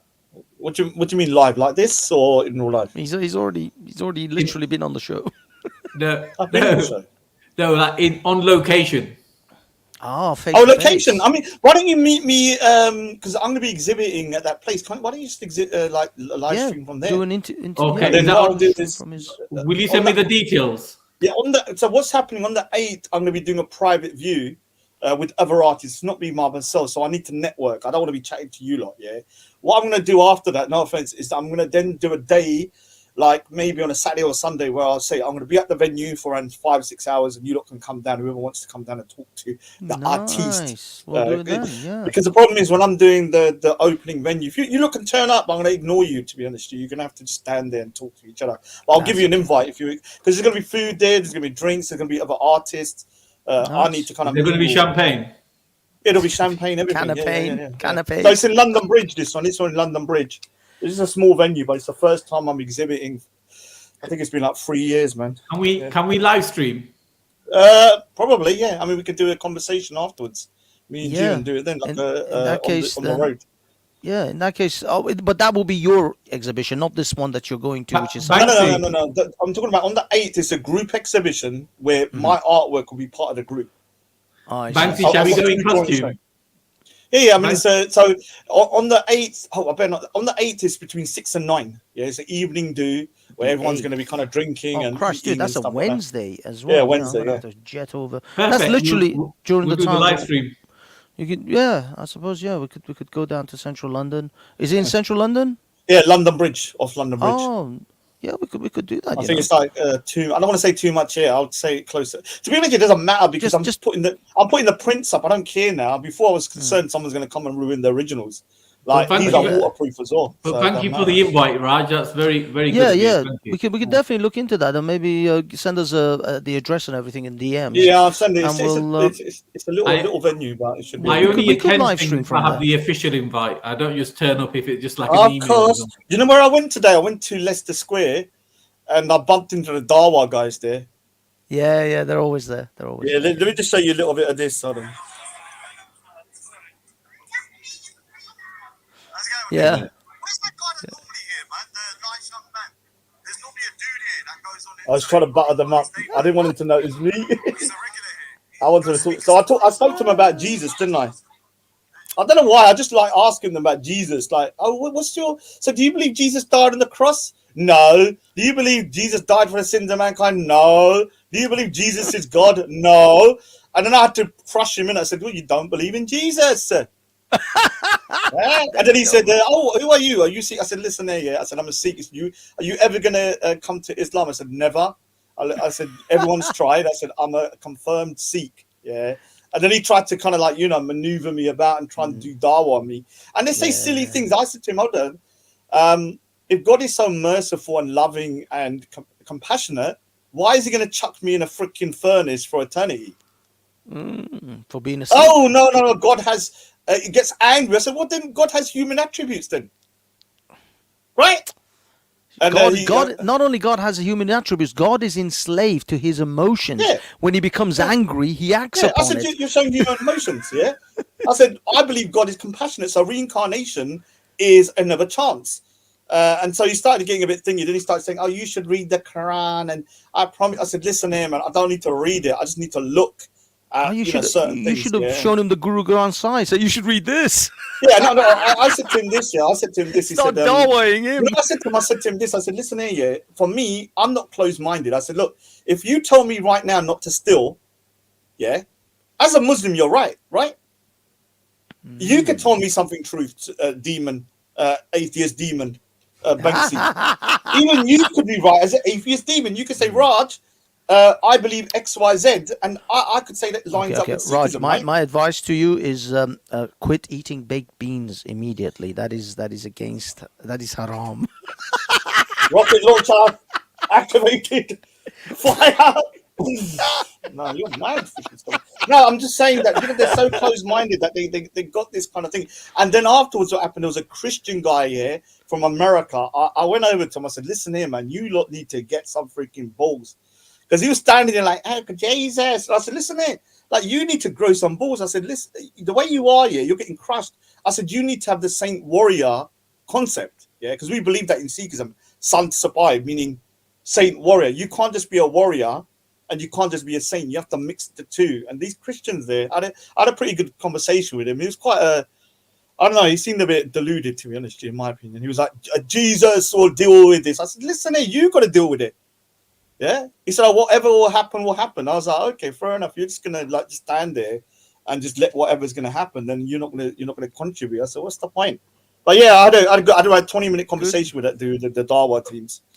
I said, watch today my videos, at Leicester man. Square. Yeah, but Yeah, I yeah, will say one thing: their attitude is somewhat different at Much the better Square there. lot than Much than better, the Speaker's much better, Corner. much better. Speaker's Corner is just a place of madness, man. Yeah, because when I spoke to him, he said he don't like going to Speaker's Corner. And I said, it's true. Speaker's Corner is not for religion. Because I had a even though the conversation was quite heated, we had a good conversation. No one was there to win or lose. Exactly. Yeah, and we had a good we left on good note. And I said, okay, I'll try and come back next time. And thinking, but the thing is, I mean, their lies about Jesus is too much. Yeah. No, they don't have any concept of Jesus. They I mean, not the way the Christians believe. And the thing is, they think they do, and that's the worst problem. If the Muslims actually admit, look, we believe in someone that we call Isa, and we characterize this person as this, but we don't think it's your Jesus. Your Jesus is not our Isa, and everybody would be fine. But they insist that their version of Christ or Isa is the same Jesus, because that's the shit that was sold to them. They were like, yes, you have to believe in Jesus and Abraham and Moses and blah, blah, blah. So that was drummed into them, and they're just passing on the message. These people don't have original thoughts. This is what they were indoctrinated into. Asked me, what do you think of the Quran? And I said, I've read bits of it. It's just basically copied from the Jews and the Torah. Christian. Oh, now it's not. It's totally different. I said, no, a lot of the stories are the same. They've just been changed slightly. Not even this changed slightly. Some of them are wholesale plagiarized directly. Like, there's a passage in the Quran that says a man who kills one man, a person who kills one man is as if he's killed the whole world. Humanity. Whole of humanity, and the one who saves one man is as if he saved the whole of humanity. That is from the Torah. That is directly off the Torah. Can you prove that? Yes. I'll send you the freaking link. It's in the Jews said it first. Yeah, the Jews said it first. But they just wholesale stole it. But the thing is, this is the irony. both of them didn't mean really the whole world. They meant the Jews, and the Muslims mean the Muslims. If a man kills another Muslim as if they've killed the whole of the Muslim Ummah, and the man who saves a Muslim is as if they've saved the whole of Muslim Ummah. Nothing to do with pagans, nothing to do with non-believers. They don't give a shit about the pagans and the non-believers. They started going on about my vegetarian diet because that's what I used to be a vegan. They said, "Oh, where do you get it?" I said, "Listen, look at me. I'm fat. Yeah, you don't need to question me about being a vegetarian." Because they were going to, "Oh, you can't get it." I just said to the guys, and they just shut up, didn't they? They said, "Oh, yeah. I could tell they were sick and tired. You know, after 10 minutes, I freaking ate their ear off. Yeah, then I went over to the Christian. But I have to admit, it's much better to talk in that environment than Speaker's Corner because it's much more productive. They will listen more. I've seen in that area because they don't feel like they're there to win or lose per se. There's no cameras. And I mean, there's a guy that normally goes there that I wanted to speak to. He's a regular there. I actually think he's a pretty good person to speak to. He's a younger dude that goes Speaker's Corner as well. Yeah, it's actually the cameraman that goes to Speaker's Corner I mean, the one I spoke to when I was there a few weeks back was the same guy that goes to Speaker's Corner. Buska's in the chat, obviously, every time I see Buska, I just think of Jews. Yeah, but the thing is, did you see what happened to Joseph the other day? Yeah, we covered that. I actually showed Buska's video and Joseph's video as well. Joseph was freaking being mauled out there, the poor man. That was. I mean, look here. To be honest with you, I'm for more of a two-state solution. I do think Israel needs to get out of the West Bank and start giving land back. But I believe the Jews should be there as well. I think they should be able to live together side by side, right? I mean, I tried to explain myself earlier on, and Manny got bored and fell asleep and said, "Fuck it. Let's kill them all. Let's just nuke the whole fucking place." The problem with the Palestinians, the Muslims I've spoken to, even the most mild Muslim, says to me they need to drive the Jews into the sea. And I was like, "What do you mean, Jew? Like, what do you mean by this? That means they want to totally eradicate Israel." Yeah, and so obviously the Jews. I did understand what Joseph was saying. This is why we need Israel, because the Jews need a place where they can, like, if there's any more persecution, they should be able to go back there. You understand, like a safe spot. Yeah, like for the Sikhs, I know the Punjabis. Obviously, I'll get killed in the Punjab anyway because I'm a Khalistani. But well, exactly. So. I mean, we all know. Look at that girl, that Deborah Samuels. They beat her, I don't know, to a pulp or to unconsciousness. Then they set her on fire, and then the guy was proudly shaking the matchbox, saying, "This is what I burnt her with. I lit her with this matchbox." And then when those people were taken to prison, to jail, and are subsequently, I guess, being tried and convicted, there was a protest, and they had to put a curfew in the area because there was a protest, people protesting, saying that the people that burned that girl, they should be set free. There was a protest because they were being arrested and sent to jail. So if these Muslims are trying to tell us, because that's the problem. But I was having this debate with your best friend Ghost, and he was saying, "Oh no, this is just," and also shit stacks or M stacks, depending on how you want to call him. And they were all saying, "Oh no, this is not the real Islam. This is not according to Islam. This is against Islam." This is where I had a conversation with that pussy old Ghost, the number one football. He has been saying for, I think, remember the Abu Laith treatment? You remember Abu Laith? Where Abu Laith had someone come to his house? Yeah, that's right. And if he was there, they would have killed him. But his daughter was there, most disgraced for years. Since then, he's been writing and saying Raj is going to get the Abu Laith treatment. What is the difference between the Abu Laith treatment and them doing what they've done to the woman? The only difference is they killed the woman. But it started with them dragging her out the house, right? Exactly. Yeah, it starts with them dragging out the house. So obviously he left once I questioned him about it. So I don't know, you've been saying he said he always writes Abu Laith treatment incoming. And that's basically you trying to instigate that you want this to happen to me. You're trying to wish it to happen because you're not a pussy. So when he was out, I said, "Oh, I'm different from these guys." I said, "You're not different. You have been wishing me to get the Abu Laith treatment for years, and that Abu Laith treatment could have turned to murder if Abu Laith was there, right?" either murder or some massive fight where a bunch of people would have all got because let's be honest, if Abu Layth was there, he's gonna come out swinging. There's no way he's gonna let a bunch of fucking yokels walk into his house with his wife and children there. He's gonna come out with a baseball bat or something, and he's gonna start beating the shit out of these people, and then a fight will break out, and somebody's either gonna get killed or seriously hurt and sent to hospital. So of course these things are going to escalate when Muslims think they can do that. And I said it in my show last Friday. I said, you think that this is just happening in the Middle East or in Africa? Wait till it starts getting reports of blasphemy killings in London, in Birmingham, in Savile In Town. 1993, I'll try and find an article where in my college, Hizbut Tahrir was there. A Christian guy said something about Muhammad. They chased him outside, wanting to beat him up. But one of the guys had a knife. Majid Nawar was there, all of them. This is how Majid Nawar is this is how I know him from that. Yeah, thing. when he was radical. Yeah, they started from just wanting to beat the guy, but it took one guy to pull out a knife and just stab him in the heart. The man died. Yeah, I don't think any of them or most of them were there wanting to kill the guy. But you can see how it can escalate when you go in that road. It just takes one person to lose their temper. Wait till we get, because if the Pew polls are correct, Muslim population is set to become at least 15 to 16% of the population in this country. When it reaches those sort of numbers, you will see blasphemy killings as worse than the grooming gangs in this country. Watch this. Yeah, but I'll be honest with you. Even with Sikhs and the Hindus, they need to watch, because what's happening is people are starting to think that by the way you show your love for your religion is violence. So with you, people say to me, "Why do you talk to Banksy? They want me to kill you."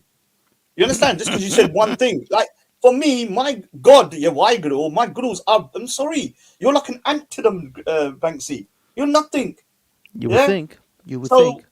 Yeah, me personally, this is the thing. So why would your words have any effect on them? It's only they believe by showing anger and kind of like violence, that shows how much they love. Oh God, that's an improvement, isn't it? That's an improvement. Yeah, Manny, did you get a facelift? Yeah, did you get a facelift? you look like you lost some weight. Yeah, I have to say you got more life in your eyes now. It's got more. Normally your eyes. Normally you're dead behind the eyes. Yeah. Today there's a lot of life in those eyes. It is. It brings out all your best features. Yeah. Do you know what? Yeah, Jack. Already, I'd love to bump into Majid Nawaz and remind him of the hell he put me and my mate through. He won't remember me because I was very quiet. My mate, he'll remember as soon as I say the guy's name. I've actually got a poster with Majid Nawaz on it. Wow. Not in that way. Before everyone says I got like a. No. What happened is that there was a student union. Majid Nawaz and 4 other guys from Hizbut Tahrir run for the student union. They had all these posters up. So me and my mate got the posters. I drew one of them as Cindy Crawford. I made the other one look like a Frankenstein. I think I made Majid Nawaz look like a werewolf. Put hands like that. And then we reprinted them and we called them the A team, the arsehole team. Yeah. And then I got it somewhere, man. I need to find that freaking thingy so I can prove to him that I met him. So what was you saying about the local experimentalist UK? Oh, wait a minute. That's not the same as the Danny from the experimentalist, right? Earthlings. Hello, local experimentalist UK. Manny! Oh my God, I was scared. Yeah, because you know, there's that guy Danny called. I think he's called Human Experimentalist. He's the one who keeps telling everyone not to have children. And to basically sterilize themselves because there's too many people. Hey, Banksy. Oh, what is that? The Jews. HDL. Is that a Jewish? A couple of years ago, yeah. I don't know why the Jew. It's in 2016. The Jewish. This 2015 year in Israel, they've done a whole article about me. Yeah. You know that I didn't really take no notice of it, and I'm still wondering why they've done the article. So the only article in the book is of me, but it's in English. The rest of it is actually Israeli. Or is it Hebrew? Look. Oh wow! Nice. Yeah, the whole thing Hebrew. Nice. Yeah, this is how friendly I'm with the Jews. Man. That's how the Mossad got you, man. That's how you became an Israeli shill. I do feel sorry for the Jews though, because they always get blamed for everything, man. I don't know. I was on the show the other day with think Matthew and them lot. And it's like, no matter what the Jews do, it always goes wrong for them, because if they're successful, they're taking over. If they're not successful, they're not being seen as scroungers. Do you understand? It's like a lose-lose situation. I mean, you heard what when the lady was arguing with Joseph, she said, "I've got nothing against the Jews, but you killed Jesus." Did you hear that? I know. The thing is, can you play that, man? Can you play that? They said no. She didn't say you killed Jesus. No, she said a Jew betrayed Jesus. No, a Jew betrayed Jesus because what's his name?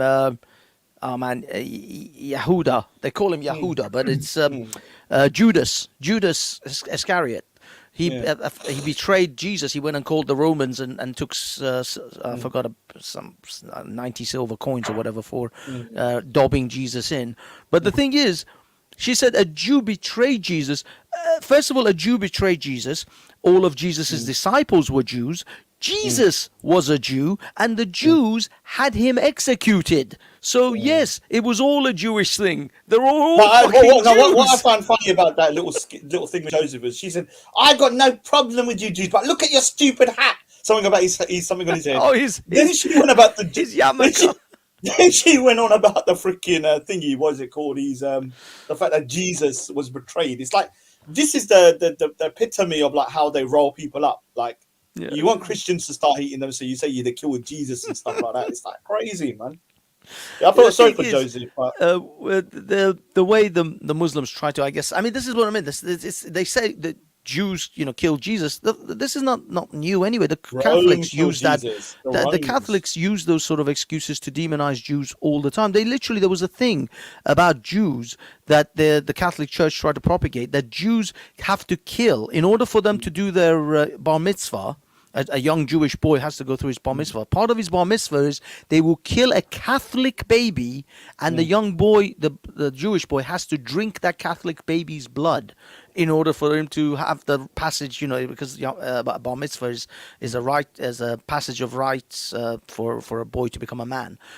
This is the kind of shit the Catholic Church propagated. This is what led to things like the Holocaust. I believe that the problem is that when the Romans become Christian, and become Catholic, or with the Vatican, they had a problem on their hand that it was Rome that actually executed Jesus, right? So how do you scapegoat yourself? Like, not get yourself the hook. You blame somebody else, right? You said we had no part in it. We was just doing what the Jews told us to do. That's the story. We was just in power. And we just. Yeah. I mean, the thing is, if you believe the Bible, then that is what the Bible says. The Bible says that it was the Jews because Jesus considered himself the Messiah.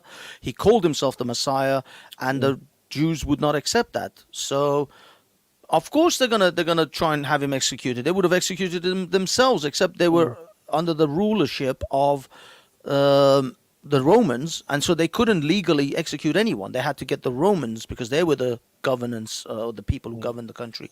So that's why they got the Romans to carry out the execution. But the Jews themselves were like, he is a heretic. The Jews did to Jesus what the Muslims did to Deborah Samuels. Or some of the other people that say they're a new prophet and stuff.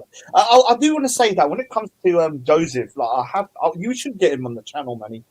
Look, he should condemn, in my opinion, what Israel does sometimes in terms of retaliation. Like, you can't just say everything what Israel is doing is right.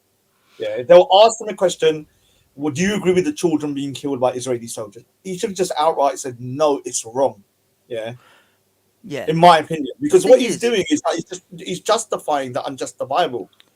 Yeah, we should, first of all, yes, 100%, we should reach out to Joseph, and if I see him at the park this weekend coming, I'll try and grab him. Are you going this weekend? I don't know. It all depends, because I'm definitely going to be in London on Saturday at some point, but I don't know about Sunday if I'm in the neighborhood, because I just need to get some material and record some stuff, because I have another channel that I'm running, which I don't let anyone know, but I need footage and content for that, so I'm making content for a different. But you don't want no one to watch it. I just don't make it for. I don't want I don't want to advertise it amongst the Speakers Corner crowd. We're not good enough for you. You're right. I don't want to. I don't want the Speakers Corner. Society. I want to try and attract an entirely different set of audience. You So I heard don't that, wanna everyone. You're not good advertise. enough. Stay away from his other channel. He No, wants to it's not build up that, a new because audience. you see, Screw you. Bye bye. See you later. no, the thing is, with the good comes the rats, comes the shit as well. It comes all the Muslim hate and all the other haters, and I'm trying to build an entirely different channel about entirely different subjects. Nothing to do with religion, nothing to do with hardcore left-right politics. It's actually a very passive, nice, pleasant channel that is as far away from Speaker's Corner as possible. So that's But why can I just I'm doing it. address what Busker said, Raj, what you want about? I'm saying that I agree Israel has the right to its sovereignty and to be in Israel. I believe, when children die, in crossfire, whatever, it should be condemned outright. Simple as that. Look, if Palestinian children die, it's wrong. If Israeli children die, it's wrong. Yeah, they're innocents in my eyes. I'm not going to say because, this is the problem. When you don't condemn something as clear-cut as that, as children being innocent victims. And I know people can say, they chuck stones. I don't think they should be shot dead for it.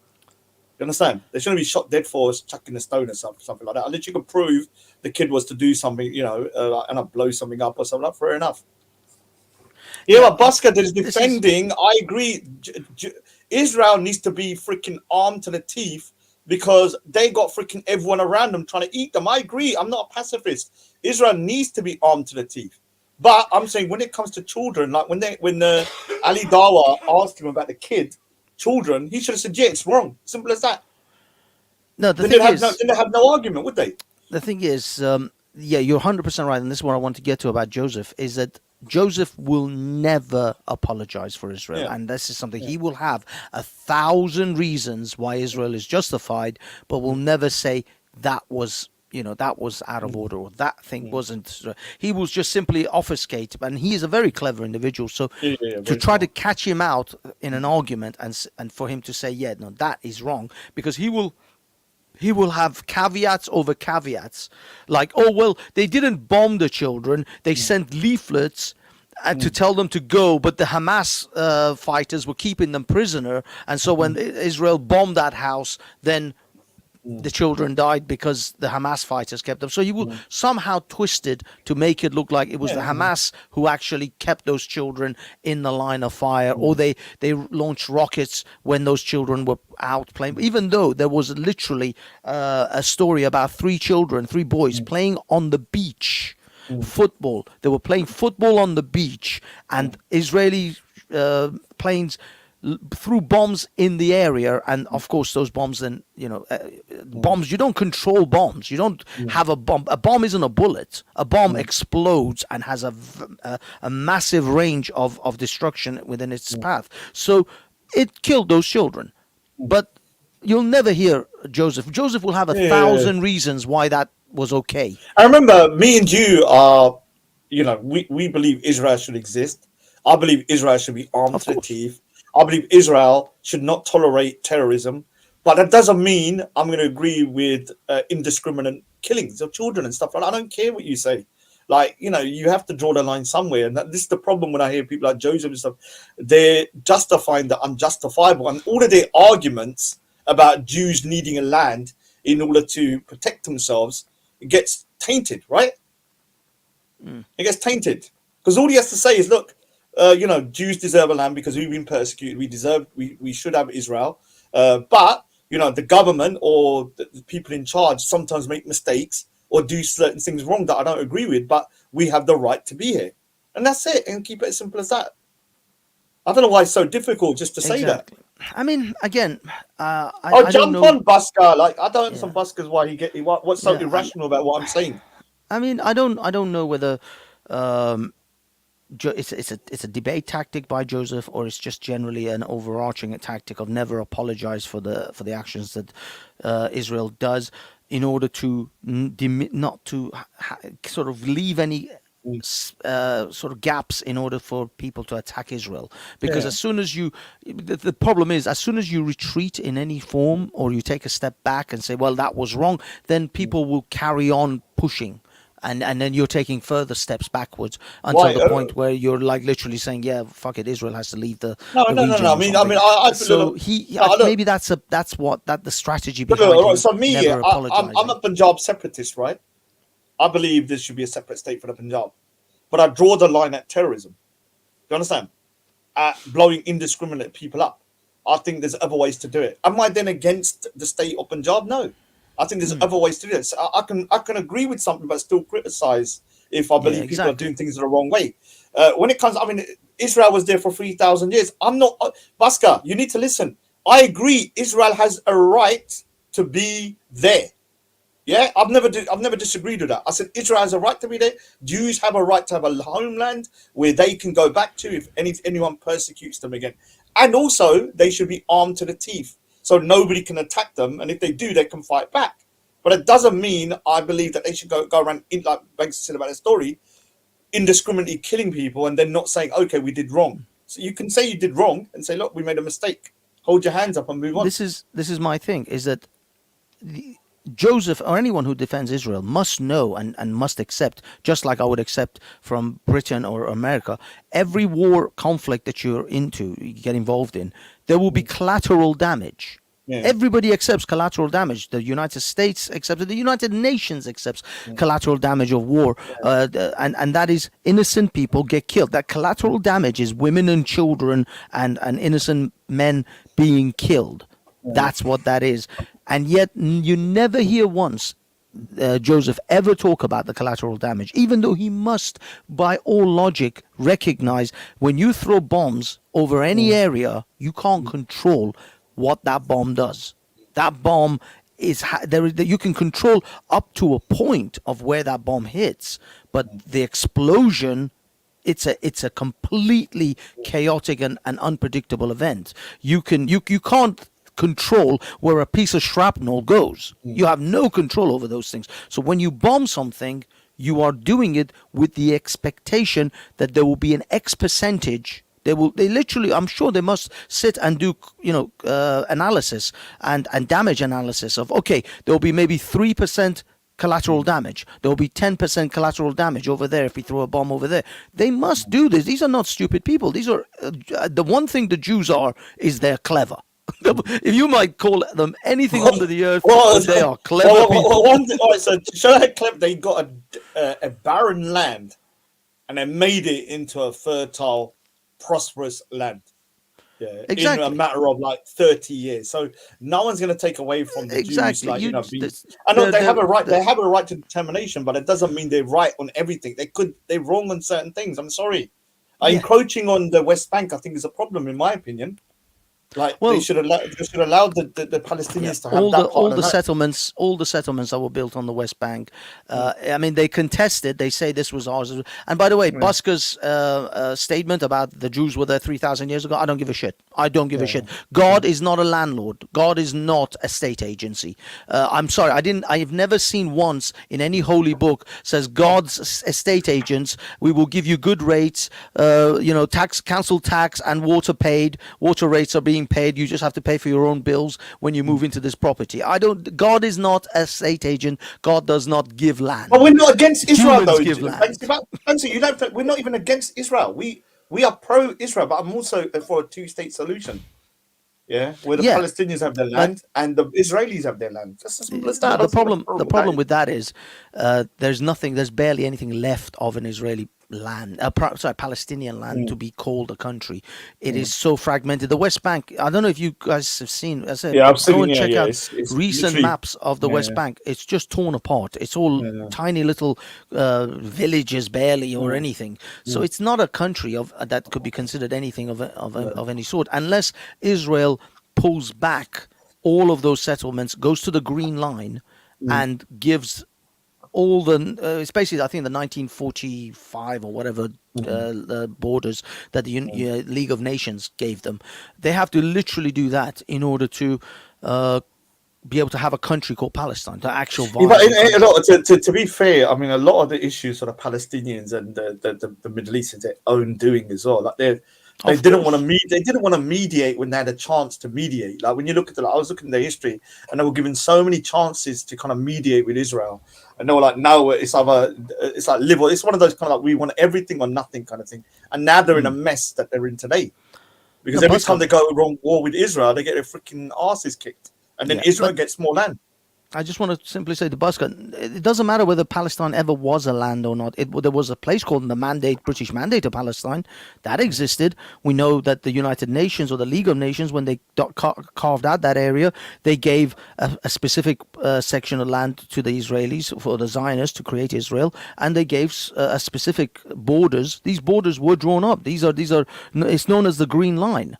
And those borders were given to the Palestinians a portion. These things are not myths. These are not legends. These things were real borders, real treaties, real agreements that were made during the time when Israel was being created. So, you know, whether Palestine was a country or not is irrelevant. Let's go on for a minute. Yeah, I don't mind. I don't mind. But let's keep it cool though. Let's keep it. Busker, don't go mad. Because we're actually, you know, like the friends. I'm the friends of the Jews. I'm always defending Jews. The thing is, I 100% support Israelis' right to self-determination. Yeah. In fact, I think they have to have it, because no one in the world throughout the entire history of the Jews has treated Jews right. They've always had pogroms against them. Well, I told you. I didn't realize the Polish Jews were originally German Jews. Did you know that? Yeah. So what happened in the plague? The Jews were blamed for the plague in Germany. They were thrown out, killed, and they had to go to Poland to escape. Then what happened 300 or 400 years later? The same Germans that got them out of freaking thingy went back and killed them over there. So the Jews 100% need a land where they can go back to and say, okay, if anything like this happens again, we got a land that will defend us. We could go back. You can't do that shit anymore because Israel's too powerful. Right. But that doesn't mean I agree with everything Israel does. Israel needs to have a look at itself and realize, you know, they've been through persecution. They shouldn't persecute others. Then they should know better. Do you understand? In my opinion, Rog, 2,000, I think it was 2,300, 2,400 years ago, the Persian king Cyrus gave amnesty to the Jews. That's how many times Jews have been persecuted and thrown out different countries. Jews have been persecuted in almost every country in the current in the known world. Oh, sorry, he's gone. What happened to boss? Leif Erikson says, Raj, that's not true. The Palestinian people would accept the agreement when it was made to them, but the Palestinian leaders had sold out and rejected it on behalf. Okay, all right. Yeah, there was no. Yeah, no. The Palestinians, the people are different from the leaders. That Yasser Arafat rejected. Now, don't get me wrong. There was a treaty, or there was an accord or something with Bill Clinton. When Bill Clinton tried to bring Yasser Arafat, and at the time I forgot who the president of Israel was, he tried to bring them together and tried to create a treaty for a two-state solution.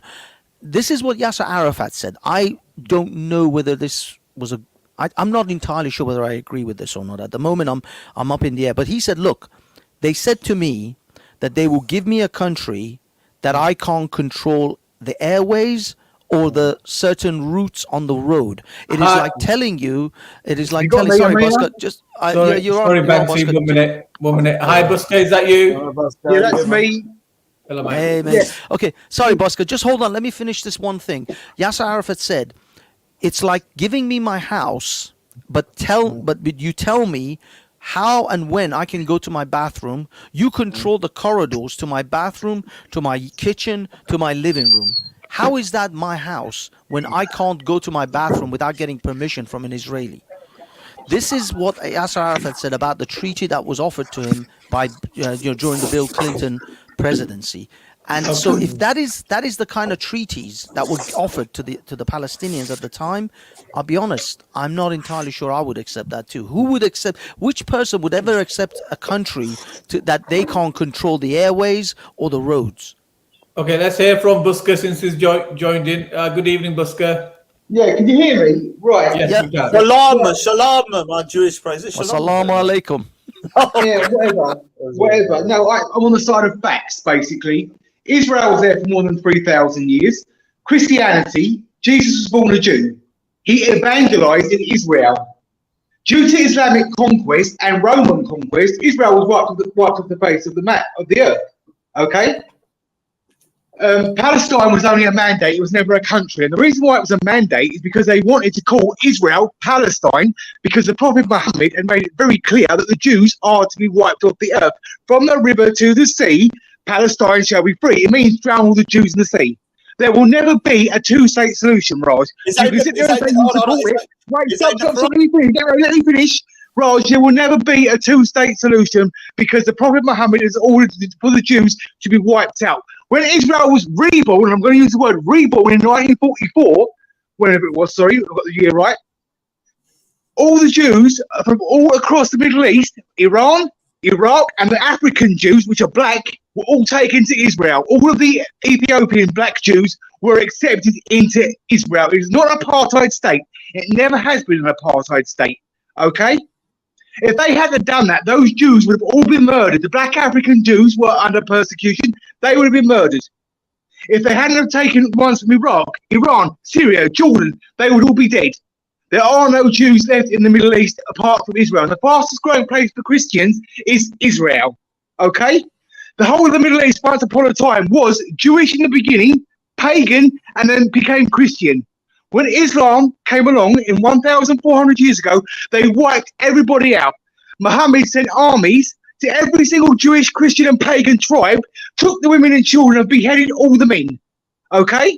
So when Winston Churchill gave them the mandate for Palestine, it was a mandate, not a country, and said, no, this is rightfully your land, we're going to give you it back because you need a homeland, because the Jews were being persecuted throughout the world. Okay? The only reason why that became a mandate was, let me finish, let me speak. The only reason why that became a mandate is because the Quran states that Jews are not to live, they are to die. Wiped off the face of the earth, they cannot exist according to the Prophet Muhammad. There will never be a two-state solution, only murder. All right, so Busker, sorry, let me just one thing. Busker, I just want to let you know, I know you're racinated and you're really excited, but we all agree with exactly what you said as far as Israel's existence is concerned. Okay, no one disagrees here with that. No, you will. Well, unfortunately, Busker, I believe Israel should arm itself to the teeth, and any outside aggression should be dealt with. But you also said, Raj, that they indiscriminately murder children. Let me finish. Yeah. What I'm trying to say to you, Israel isn't perfect, and there's gonna be situations. I never said it was. I never said it was, Raj. So when Israel does wrong, they should call. You should call it out for being wrong, right? So if there's children being murdered indiscriminately by accident, whatever, or intentionally, and it's children, and someone's asking Joseph, why send children? Let me answer that question. Why send children? Why send children as cannon fodder and as soldiers? Israel does not send its children. Wait, Raj. Israel does not send child soldiers to fight Israel's battles. Palestinians do. All right. The reasoning as to why children were there is secondary to the children dying, right? Right. So listen to me. Right. Let me put a scenario. I'm going to give you a scenario. Wait. Let me give you a scenario. When a question asked, to Joseph, I like Joseph. When a question asked to Joseph, what about Joseph is left wing? Joseph's left wing. I like Joseph, but he's left wing. When you ask somebody, what about the killing of children? And what you do is to go into the, okay, X, Y, X, Y, X, Y, Z. All you need to say is, okay, it's wrong that children were killed. Yeah, and then maybe later on go to the, when you're always going with the first thing, well, they were over there, they sent their children, all that, it takes away from what's happened, in my opinion. Israel has a right to exist. The more you learn about the persecution of Jews in Europe, the more you realize that Israel needs not just Europe, right throughout the Middle East. I'm just saying the Jews have a right to exist in Israel, in my opinion. Arm themselves to the teeth, take no bullshit, but that doesn't mean they're correct on everything. The other thing I just want you to clarify. I never said they were. I never said they were, right? So when they're wrong, you should say, okay, that's wrong. But the thing is, can you prove to me that because I have spoken, one thing I realized, when I went to the Al-Quds march, Al-Quds? Yeah. I went to there just to check what's going on with some other people. I remember I need to speak to you about Simon Sideways and all those guys. And I went there and I spoke to the Jews and I spoke to the Palestinians. And you are right about one thing. I didn't realize that even the most passive Palestinians, some of that I thought was quite moderate, said to me, no, the Jews have to be put into the sea. Now, I've heard that with my own ears. Yeah. And I said, how can you then have a solution when your only outcome is that you need to destroy Israel? Because that's never going to happen. So can you prove there'll never be a two-state solution? Can you prove whether that's something that they say and it's just something that they've said from like the last 50 years, or is it from the Quran or any legitimate sources? Because I've never heard of they should be pushed to the sea or whatever, or taken out of Israel in terms of religiously. No, that's saying, I don't think that saying is in the Quran. That's just a saying for Palestinian Jews. But to murder the Jews, it does state that there's a saying in Arab lands, on Saturday we kill the Christians, and on Saturday we kill the Jews, which is our holy day, and on Sunday we kill the Christians. So the Jews. I've heard them push the Jews to the sea lots of times. I've even heard. I've heard it. They see it. They say no. It's a free Palestinian. No, it's not. You're talking about mass murder of Jews. That's what you're talking about. Can I, before you go though, can I talk to you quickly about Simon Sideways? Because I haven't been hearing some. How is he turned into anti? Is he an anti-Semite now? Yes, 100%. Yes, I will say it here, and I hope he is this. He was hanging around with anti-Semite neo-Nazis. They brainwashed him in all the pubs. He then started making videos about Jews. This is why when you go to his YouTube channel, you will not see that he's got a lot of videos. He's taking them down because he's getting hate speech. He basically led Alison Chablez, a neo-Nazi, led her into a false sense of security. He told her she could come on his channel. It's freedom of speech. He wasn't going to take nothing down. Now, Telegram does allow freedom of speech, right? Yeah. But it also allows hate speech. It doesn't take it down. But the thing is, hate speech is illegal in Britain. Okay, so he had loads of people go on his channel and make several remarks about Jews. They got reported. They got arrested. One woman went on his channel. One woman is now serving 22 weeks in prison right now because of the things that she said on his Telegram group. Because he said that this is a freedom of speech channel. And do you know what happened? And he lied. And I do know for a fact, because I know the woman who got racially abused by the woman on his channel. He lied to his followers. He shut down all the chat in his group. And do you know why he shut it down on Telegram? Because the police went to his house and told him, you either shut that down or you're going to get arrested. Right? And he shut down the chat on his Telegram group. He can't have it there no more because he was allowing all the Tracy Blackwell's lot on there who were anti-Semitic. Everybody was coming on there and talking about blacks and Jews, including James Goddard, and racially abusing people. And he allowed it on his Telegram chat. And he had the police at his door. Because I know this because the woman that got this woman attacked, she took her to court and she got her 22 weeks in prison. I went to the court case. Let me finish. I've got to go soon, right? I went to the court case, yeah? Simon Reverend's name was brought up over 50 times in that court case because it's his Telegram group that he is allowing Jewish people to be attacked on. And he's but how is this? Banksy, I was with him for the whole day at the Al-Quds thing, and he was pro-Jew Israel. That was before he started hanging around with the anti-Semites. That was 3 years ago. So what's happening? Yeah, that's 3 years ago. Simon went through some evolution. A lot of people, Raj, a lot of people in the last 3 years have had themselves infiltrated in their brain, in their friendships by neo-Nazis. They're back. They're here. They try to come into the Tommy Robinson movement. They will come into any movement they can get in, any Telegram group, alternative, YouTube group, whatever. They're even in the chat now. And they will sit here and they will bang on about the Jews until you believe what they're saying. Do you know what? Yeah, I had a conversation with a white supremacist. I said, Jews are running around in your head. Like, these white supremacists. That's not the case. I mean, look at Hassan. Look at Hassan. Hassan is like vehemently anti-Israeli.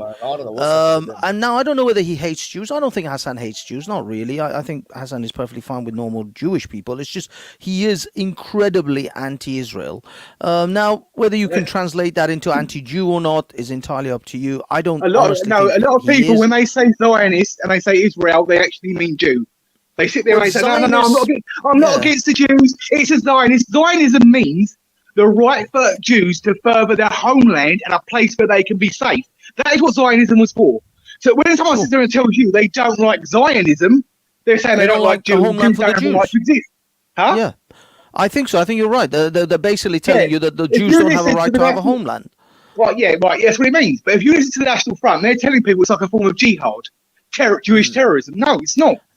Look, this is my problem, Busker, is that I don't, I'm clearly not against the Jews having a homeland. In fact, I think I insist on it. I think they must have one because thousands of years of persecution attest to the fact that the Jews need a country of their own. But what I'm trying to say, Busker, is you can still be honest and criticize a country, a sovereign state, a nuclear-powered state called Israel, and you shouldn't be called an anti-Semite because of that. Every prime minister, every leader, every country should be criticised where criticism needs to come on whatever subject. Exactly. I agree with you.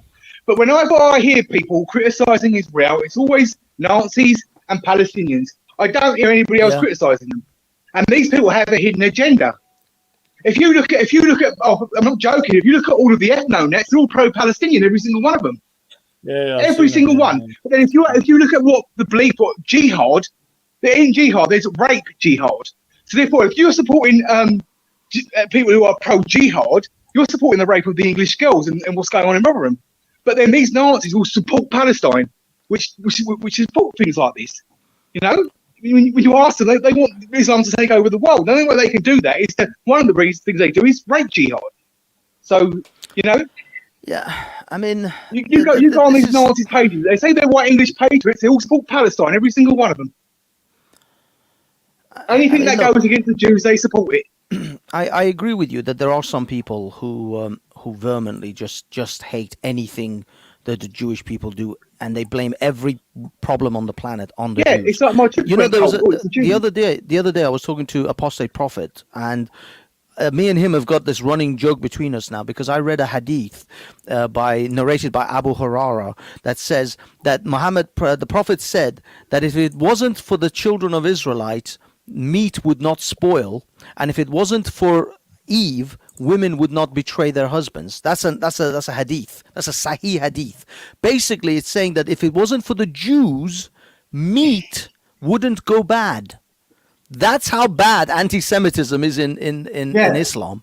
It's like Muhammad said that they blamed the Jews for meat going bad. I've got Manny, I've got the video here. I think I've got the guy saying pushing them to the sea. This is the guy. Can you just share the screen for a second? Yeah, from the river to the sea means to drown every single Jew in the sea. This guy's a very moderate Muslim, and I remember speaking to, I can't remember if he said it here or after, and he talked about pushing them to the sea. Hold on. So obviously there's James Gordon, never anti-Semite. Oh yeah, here it is. Look. Hold on. You have a problem also from the Palestinians who don't want to sit down on the table and talk to. I hear a lot of Muslims say that they want to destroy Yeah. So this look at this guy now. He's an anti-Semite.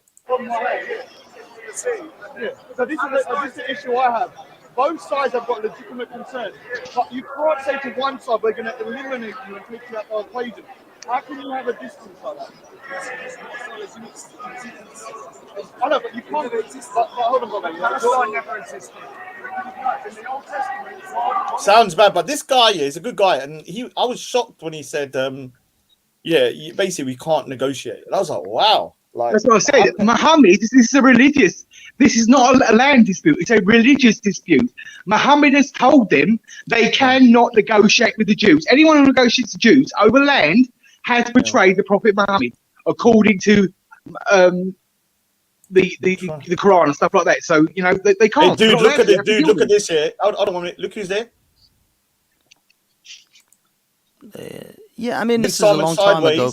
Simon Sideways going has over taken there many positions now. So yeah, I know, but it's just shocking for someone to be totally pro something to then go totally against it. I mean, like what's happened is because he got infiltrated. The people he was sitting around, people that he was hanging around with, we saw it coming. He was going to pubs with people who were extreme far right. I consider myself to be centre right. Right, I support Donald Trump. For me, America needs him back. I don't believe Donald Trump's a racist. I don't believe Tommy Robinson's a racist, right? But these people that are extreme far right have this belief that the Jews, they don't even talk about Islam. For them, it's the Jews. It's the Jews. It's the Jews. The Jews, my chips are cold. The Jews did it. Infiltrate the right. Yeah, crazy. Yeah, it's everything. Like I said, like they blame everything on the Jews. Like my chips are cold. The Jews did it. the Jews on the plane for 9/11. It's like everything the Jews, like anything that goes wrong, you blame the Jews. It's just like such an easy cop out to not like. I've even had conversations with people who said that all of the colonization of the world by the British, all of the Atlantic slave trade was nothing to do with white Christian Europeans. It was all the Jews. Yeah. We didn't do nothing. It was all the Jews. I had that even with even the Arab slave trade was, I'm sure, some Jewish Arabs. But then Muhammad that were the ones doing Muhammad owned black slaves. Muhammad owned black slaves. They don't mention it. They tell you all the Jews did it. They don't mention what Muhammad done. Of course, Muhammad himself he traded 2 black slaves for 1 white. It was literally buy one get one free. The thing of Busker, and into my Jewish brothers out there, and brothers and sisters.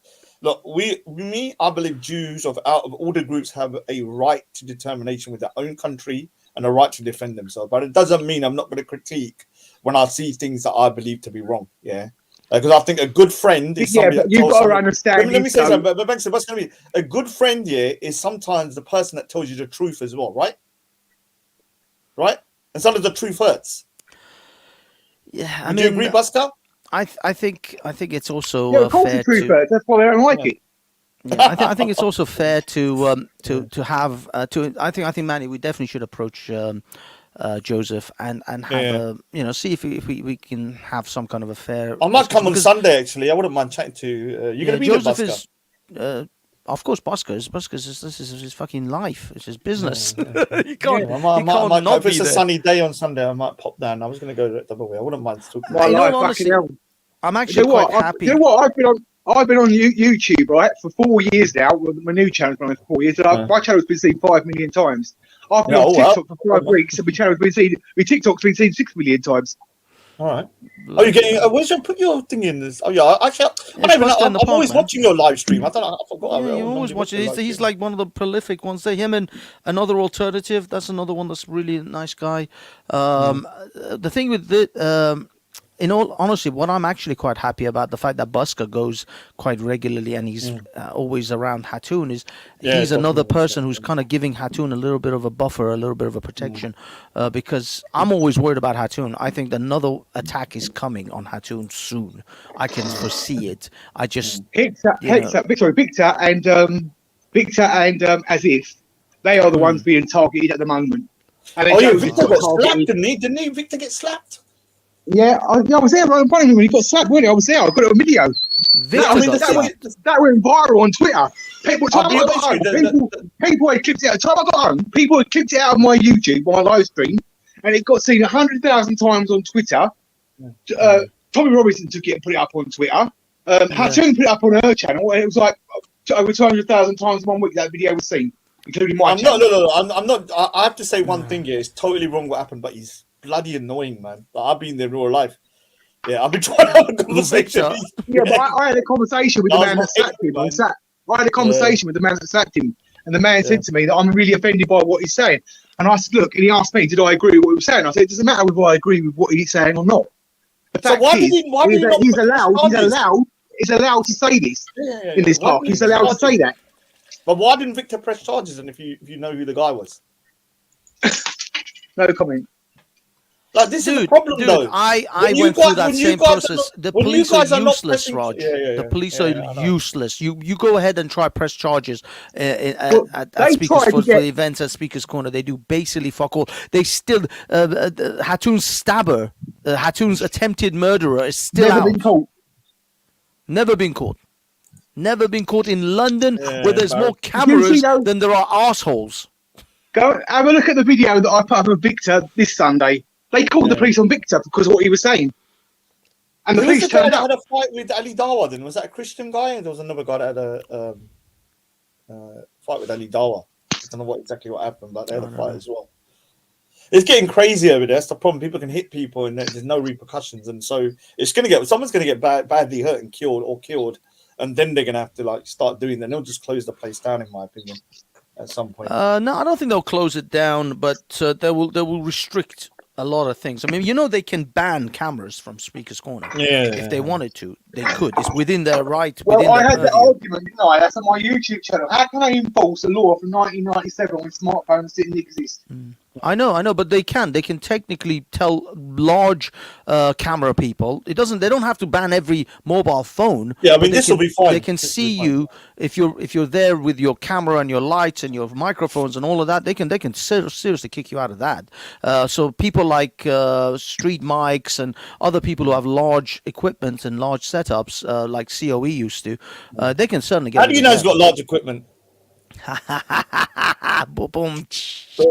Street Mike has his camera is massive. That's what I mean. He's got a massive camera. He's got a massive black camera. Yes, he has a massive black camera. Mine's in the gutter today. Yeah, I just don't. You know, like the thing is that, you know, when it comes to like critiquing sometimes, and you know, Israel, sometimes people will start to think, oh, you know, you're anti-Semitic. No, I'm the least anti-Semitic person you're going to meet. Yeah, but that doesn't mean I agree with Israel's every decision it makes. Yeah, I think that I'm going to be honest with you, Pascal. I think they should start removing people from the West Bank. You know, the Israeli settlers. I'm going to be straight with you.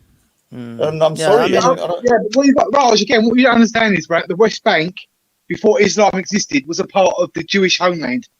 So unfortunately, they will. Raj, they will take it back.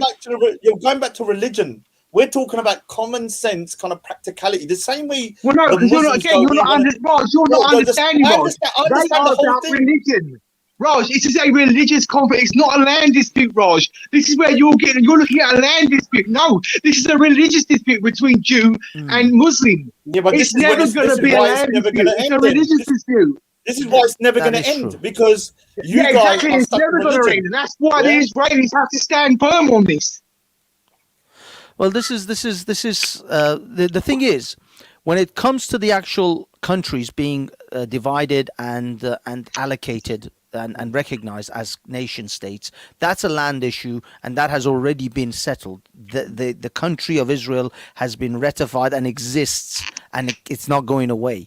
When it comes to why the Muslims, or why the Palestinians and the Arab Muslim world doesn't accept the nation of Israel, that is actually more of a religious thing than a land dispute. Because if it was a land dispute, neither the Muslims nor the Jews had right over that land. It was British soil. It belonged to Britain. Britain can give it to whoever the fuck they want. It has no Muslim has a right to make any decisions on that. Hello, Jupiter. So yeah, it's when it comes to that, the mandate of Palestine, it belonged to Britain. Britain gave some of it to the Israelis, the Zionist movement, which was sort of ratified in the Balfour Declaration prior to it. So it was kind of like a thing that they already had agreed to. But unfortunately, Britain also agreed to give some of it to the Palestinians, or at least said in the Balfour Declaration that the Palestinian rights would still be upheld. And this was, I mean, I'm going to say it. I'm sorry. Shall we hear from our guest? Let me just say this before I pass it on to Jupiter, because this will be awesome for Jupiter. I'll say it with a through and through British person, white British person on the panel. Britain did this shit. It's their fault. And highlight Jacko Radio's comment, because you know the evangelical Christians. Let's hear from Jupiter. The evangelical Christians. Sorry, Jupiter. The evangelical Christians want the Jews there because they want the end times to come, and Jesus is going to then destroy the Jews. So it's kind of this weird religious madness that's going on in Israel, man. Like, you can't understand it unless you're from their faith. Oh, sorry, Jupiter. Hi, Jupiter. Please go ahead. No, actually, I came on to speak to Busker, but he sort of left. So, but no. When it comes to Israel, it's way too complex for me to get my pretty little head around. I mean, for me, I would like two-state solution because that's the easiest thing and it seems more sensible. But then you know that there's going to be so many complex reasons why it's not going to work. Namely, that one side that just doesn't want to give in. It just wants to everything, you know, and one side's willing to share and the other side's not. But I think both sides are acting very similar. One side saying, well, this is our land religiously. This is the land of the Jews. And the other side is saying, we're not going to accept that. The only thing we're going to accept is to push them into the sea. So you can never have no resolution with these with that kind of mindset. The Palestinians offered sort of like a really high percentage of the land. Yeah. I mean, that's why I said earlier that they literally are their worst own enemy. They were given time and time again for resolutions, and they kept them saying no. And then when they went to war, they thought they would get more, and they ended up getting less. So Israel basically conquered areas that they didn't even have before.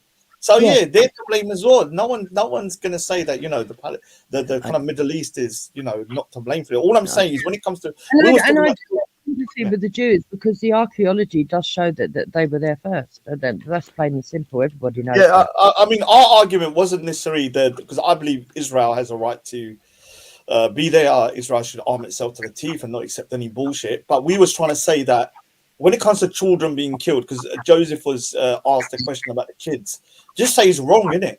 I just want to quickly say to Pauline Smith, Pauline, as much as you have a hang-up that you wanted to be known, it was the British government, not individual Britons. Yes, that is true.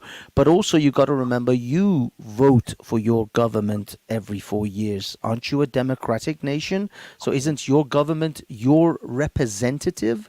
Thus, it is your people and your government. Yeah, our government because they promised both parties the land, didn't they? If they had got assistance, so you know when you go back, but yeah, they did. Ultimately, they owned it. So even if they did, even if they acted deceitful, at the end of the day, it's up to them who they give it to.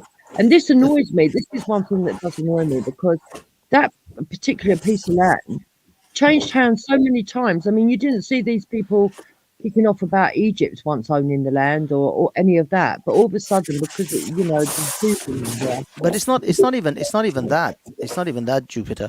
The fact is that after Britain gave and segregated these two lands and Israel was created and was accepted by the League of Nations, and I think actually no, it was the United Nations by that point. It was 1984 when Israel was founded.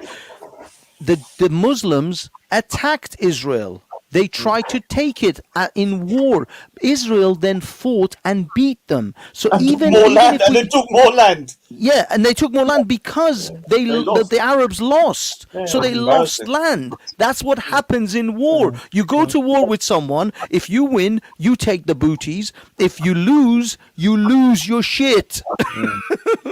Yeah, but that's and they lost. Banksy, in history, that land changed hands all the time because it was a perpetual battlefield, and it went to Egypt, then it went to somewhere else, and then went back to the Ottomans, the Turks owned it before the British. Yeah. So I mean, it was always changing hands, and it seems kind of funny that the only ones that they seem to really be upset about is the Israelis. Yeah. Yes. But also on top of that, even the Palestinian land that's been that the Jewish now have, like you say, a lot of it was won in war, but there was also legitimate land that was bought. There was a time when the Arabs were buying the land off of the people there for a very small price and then selling it on a very big increased price to the Jewish, and so the Jewish legitimately own that land. They bought it. They bought the deeds. They've got that land is theirs. But then you've got these other people saying, oh, but no, we got conned. Well, you didn't get conned by the Jewish. You got conned by the Arabs. Yeah, it's a mess, man. It's a mess. But then when you chuck in the religion into it, it just becomes a complete. It's a situation that can never be resolved now. Because now they got freaking religion involved in it. Each side has something. Well, look at freaking Manny. Well, what more do they want, Robert? You've only got to look at the injustice of the entrances into the Temple Mount. There's 3 entrances for Muslims and only one for everybody else. What's that all about? Well, but it's not only that. I don't know about Christians, but the Jews are not allowed inside. The Wailing Wall that the Jews stand and they pray and they bob up front and backwards with. That is not where they're supposed to be. That is the only place they're supposed to be inside. They're supposed to go inside. That's their temple, but they're not allowed because only Muslims are allowed. Exactly. Exactly. That's as close as they can get to it. Because it's the first holy place of the Jewish and only the second holy place of Muslims.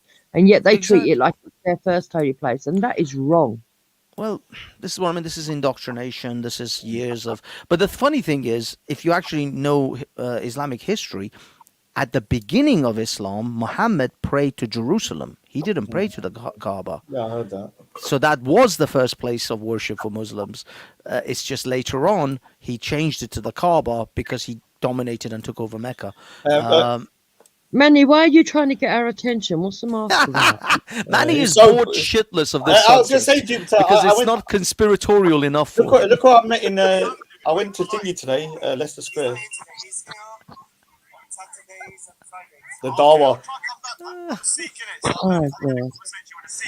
But it says we worship Jesus and all that kind of stuff. It's crazy, man. And I asked them the question: do you think Jesus died on the cross? No. Did Jesus die for the sin of mankind? No.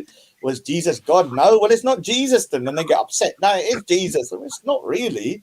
It's like somebody you call Jesus. I'm going to be going now, but Jupiter, I have an exhibition on the 8th confirmed now. I've managed to get my prints done. I'm going to start selling prints as well because the prints have come out really good. This is actually a print, not an actual, the original. Yeah, Okay. so I'll start Well, you selling need that. to send me the details if you. Yeah, I'll see you. It's going to be in London Bridge. So here's the gun one done as well now. You heard about this? Privately and everything else, so that I know exactly where I'm I going. don't really care now. I'll do it publicly because these are prints. My only problem was I was scared to exhibit the originals. Now I've got prints done of it. It's not an issue now. I don't know if I want to come if I'm not special. No, I'm going to do. What I'm going to do is I'm going to do a day where I'm going to go there, and there's a private view. If you want to come to a private view, it's up to you. But I'm going to be busy mingling about. I think Banksy and Manny might come. So it's going to be have like drinks, and they're going to have We can live stream the event. We can live I stream. want to be treated like the elevated guest that I am. Exactly, Okay, like a then lady. what we'll have to do when the exhibition finishes, I'll have to give you a on the last day. She wants the purple velvet robe of Yes, I want VIP-ness. to go same level. as VIP-ness? I'm going to be. Did you say VIP-ness? Don't say that, man. VIP? No, I meant the VIP-ness.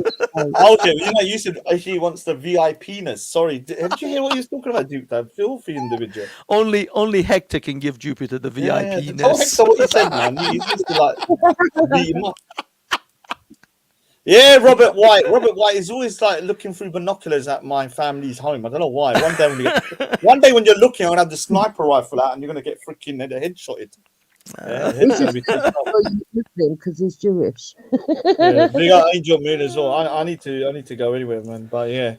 Yeah, man. Anyway, what I'll do you keep think? it up. Are Oh, we, Simon as well. are we Simon's wrapping in it the up? chat, man. Simon's in the chat. Hopefully, It's he can turn up as well. 10:20. We've gone 2.5 hours for this thing. Wow, We're only that's getting paid for an hour. No, but They're don't they not like it giving if us you run overtime. over? If you run over, don't they like it? Because you're actually drawing in a better audience by doing it a little bit over. I think. Yeah, I mean they don't really care. They just want us to have a show.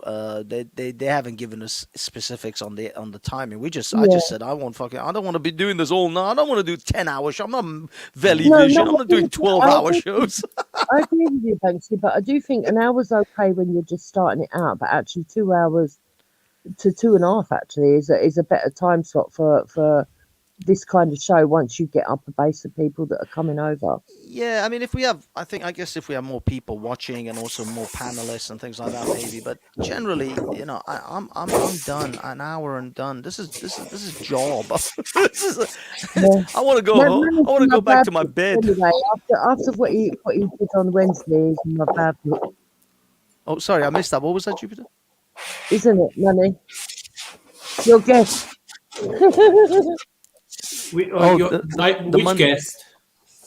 Oh, when some woman arrived who was a bit cranky and, On Monday. Yeah, Monday. Sorry, Monday. Yeah, it's the Monday shows. Yeah, that's Manny's show. Manny can go 10 hours. I don't give a shit. Yeah, I don't have to be on there. He's on the Can I just say to Angel Moon, yes, I am going to say I've got some amazing prints now. And these are prints that, I'm just freaking happy. Especially the 1984 is coming. It's come out amazing this time.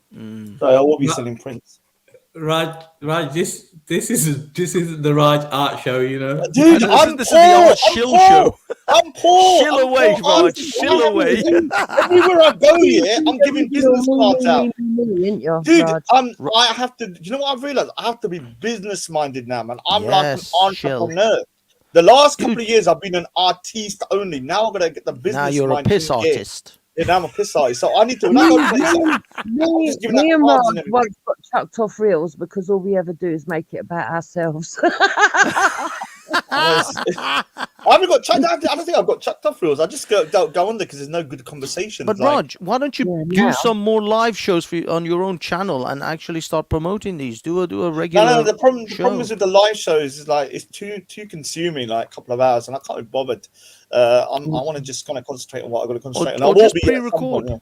Just do a pre-recorded show and just upload it. He's lost the You've moved on to he's moved on. I think when I'm Raj 10.8. Goodbye to the old Raj. Goodbye to Raj 9.0.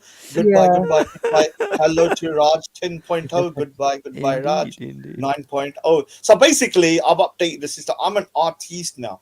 Yeah, not a piss artist, an artiste. I was in a gallery today. Dude, I was in a gallery talking to gallery owners. Just talking like, like I've got no business to talk to people like that. So on a serious note, when there's like a white space and they say, yes, and this represents the purity. Dude, I've got a picture somewhere, and you're nodding along thinking it's a blank wall, mate. Dude, let me just show you a picture. I don't want to show too many pictures because I don't want to disrespect the galleries, but I went to one, and there was like this white post-it note on the side, I was like, and I looked at the side, I was like, what's this post-it note? Underneath it was a freaking artist's work. That was an art. That was an art piece. I swear to God, man. Like, I wish I could show this stuff, but the thing is, I'm worried, like, because these people, I'm trying to make contact here. It looked like a post-it note to me. I call that, because I love it when they come out with the brilliant concepts behind it. Oh, dude, I don't want to show too much. Wow, that because I could have made so much money by just that little bit of nonsense. I might show one thing. I heard one of these art galleries, one of the art pieces was like rubbish bins around something or other, and the cleaners cleaned it up. When I walked into an exhibition, this is what I was greeted with. Oh God! What the hell is that? It's a giant phallic cock. Oh, that's a penis. Yeah. The bottom is the ball bag. Oh. Yeah. And so when I walked in, I was like, okay, what do I do with this? Like, I don't know what to do in it. Like, there's not much I can say. Unfortunately, but there are some. The thing is, like, I have realized my eyes have opened up to art. I have become more, artistic. Yeah. Some artists. I'm gonna be honest, there was some stuff I've seen online, and I was like, this is garbage. And I've seen it in real life. It's actually really good because the size is bigger. The materials, it just brings out. It's not just that, Raj. You begin to see that you realize that you have to look at with a different perspective. Yeah. I love art.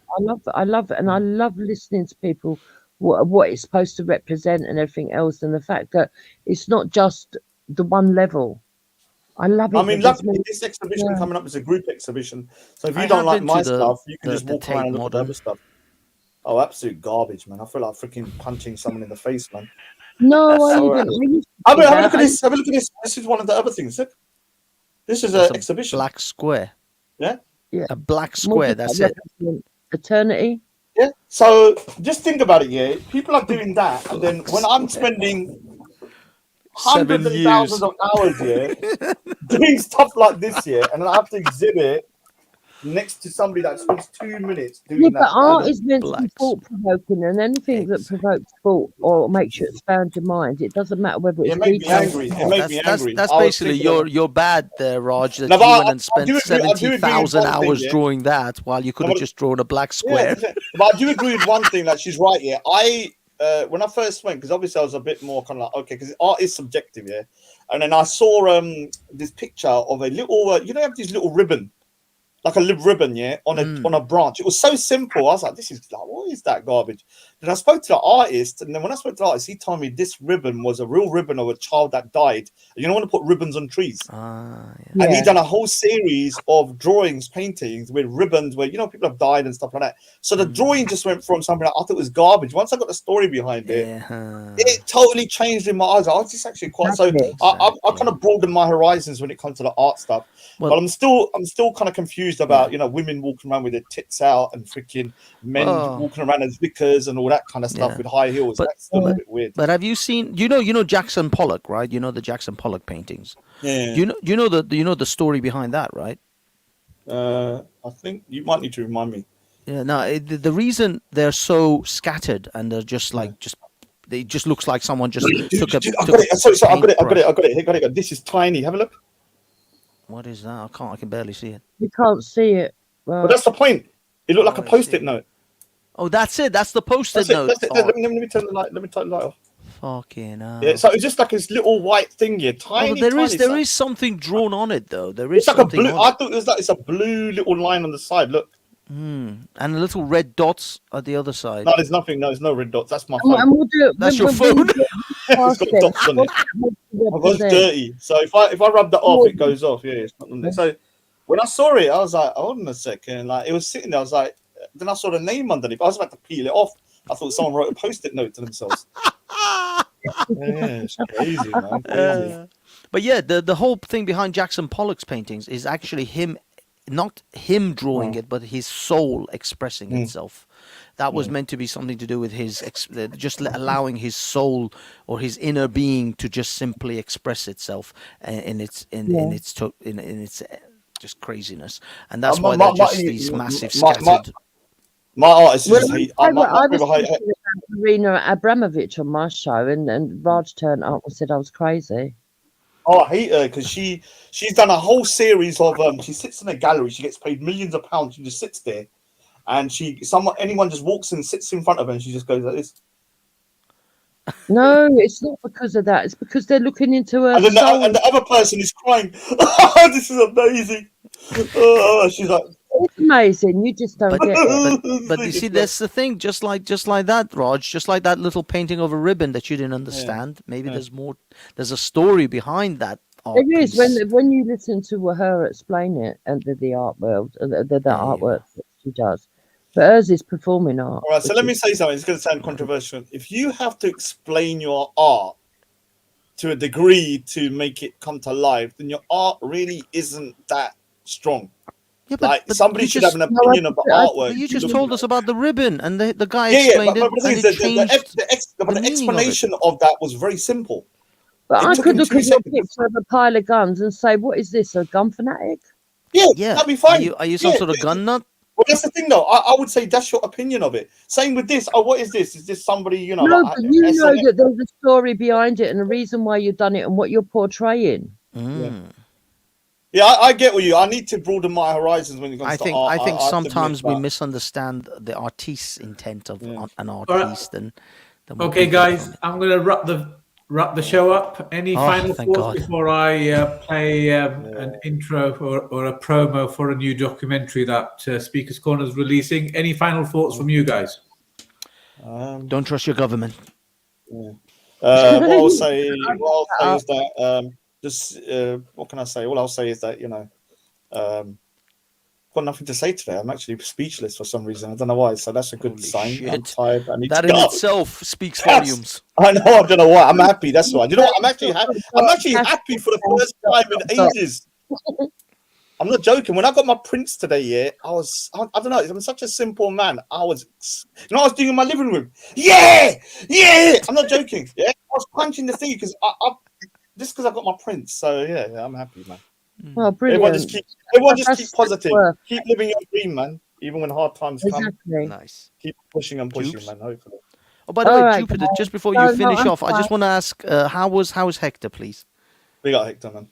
He's fine. He's a hard-working man, and he's shattered. Make sure he has a little bit of energy to come to my exhibition. Big up to Hector. Shout out to Hector. But you need to send me the details in private. Yeah. I'll send you. I'll picture the details exactly. I'm going to set out one day where it's just because the thing is on the day I'm going to have to just ignore everyone. So I prefer to do a separate day where people can that's come. All right. I don't think I'm going to be following you around, going, Raj, you need to talk to me, Raj. So do you want to come to the private view then as well? Do you want to come to the private view? Yes, we want to come to the private viewing. Okay, you can come down and drink champagne and all that kind of stuff. That's cool, man. There's loads of artists there. So there's another 20 artists, so it should be pretty exactly. Good. All the better. Okay, all right. Well, that's on the 8th. That's on the 8th though, a Wednesday evening, 6 to 9. Yeah, no, that's fine. As long as you just give us the details. Yeah, I'll think you. Anyway, Manny, I need to shoot. Big up everybody, man. Right, big up, Raj. Big up, Raj. Okay, guys. Bye, thank you, Manny. Jupiter, thanks, Raj. Nice to talk to you guys. And the second most poshest Asian man just landed in the chat. House of Bellens. known as Ralph. My final Yeah, thoughts are everybody just keep elevating and don't yeah, look back. elevate. Yeah, true. You keep pushing them forwards, man. Anyway, big up everybody, man. Take care. Cool. Take care. Take care. See you, Dukes. Bye-bye. Bye, Raj. Bye. Any final thoughts from you, Banksy? I don't know. There was a lot to cover today. Anti-Semitism is on the rise. We should just keep an eye out for that. School shootings are crazy in America. I don't know, man. There's just so much happening. Just look after your families. Watch out for food price rises. Make sure you got a little bit of nest egg money, and be frugal with your cash because there's hard times ahead. I can foresee. Cool. All right. So on the way out, I'm going to play a promo of a documentary being released through Speaker's Corner Online. The documentary is called Murder by Codex. So this is a promo, and it will be released soon.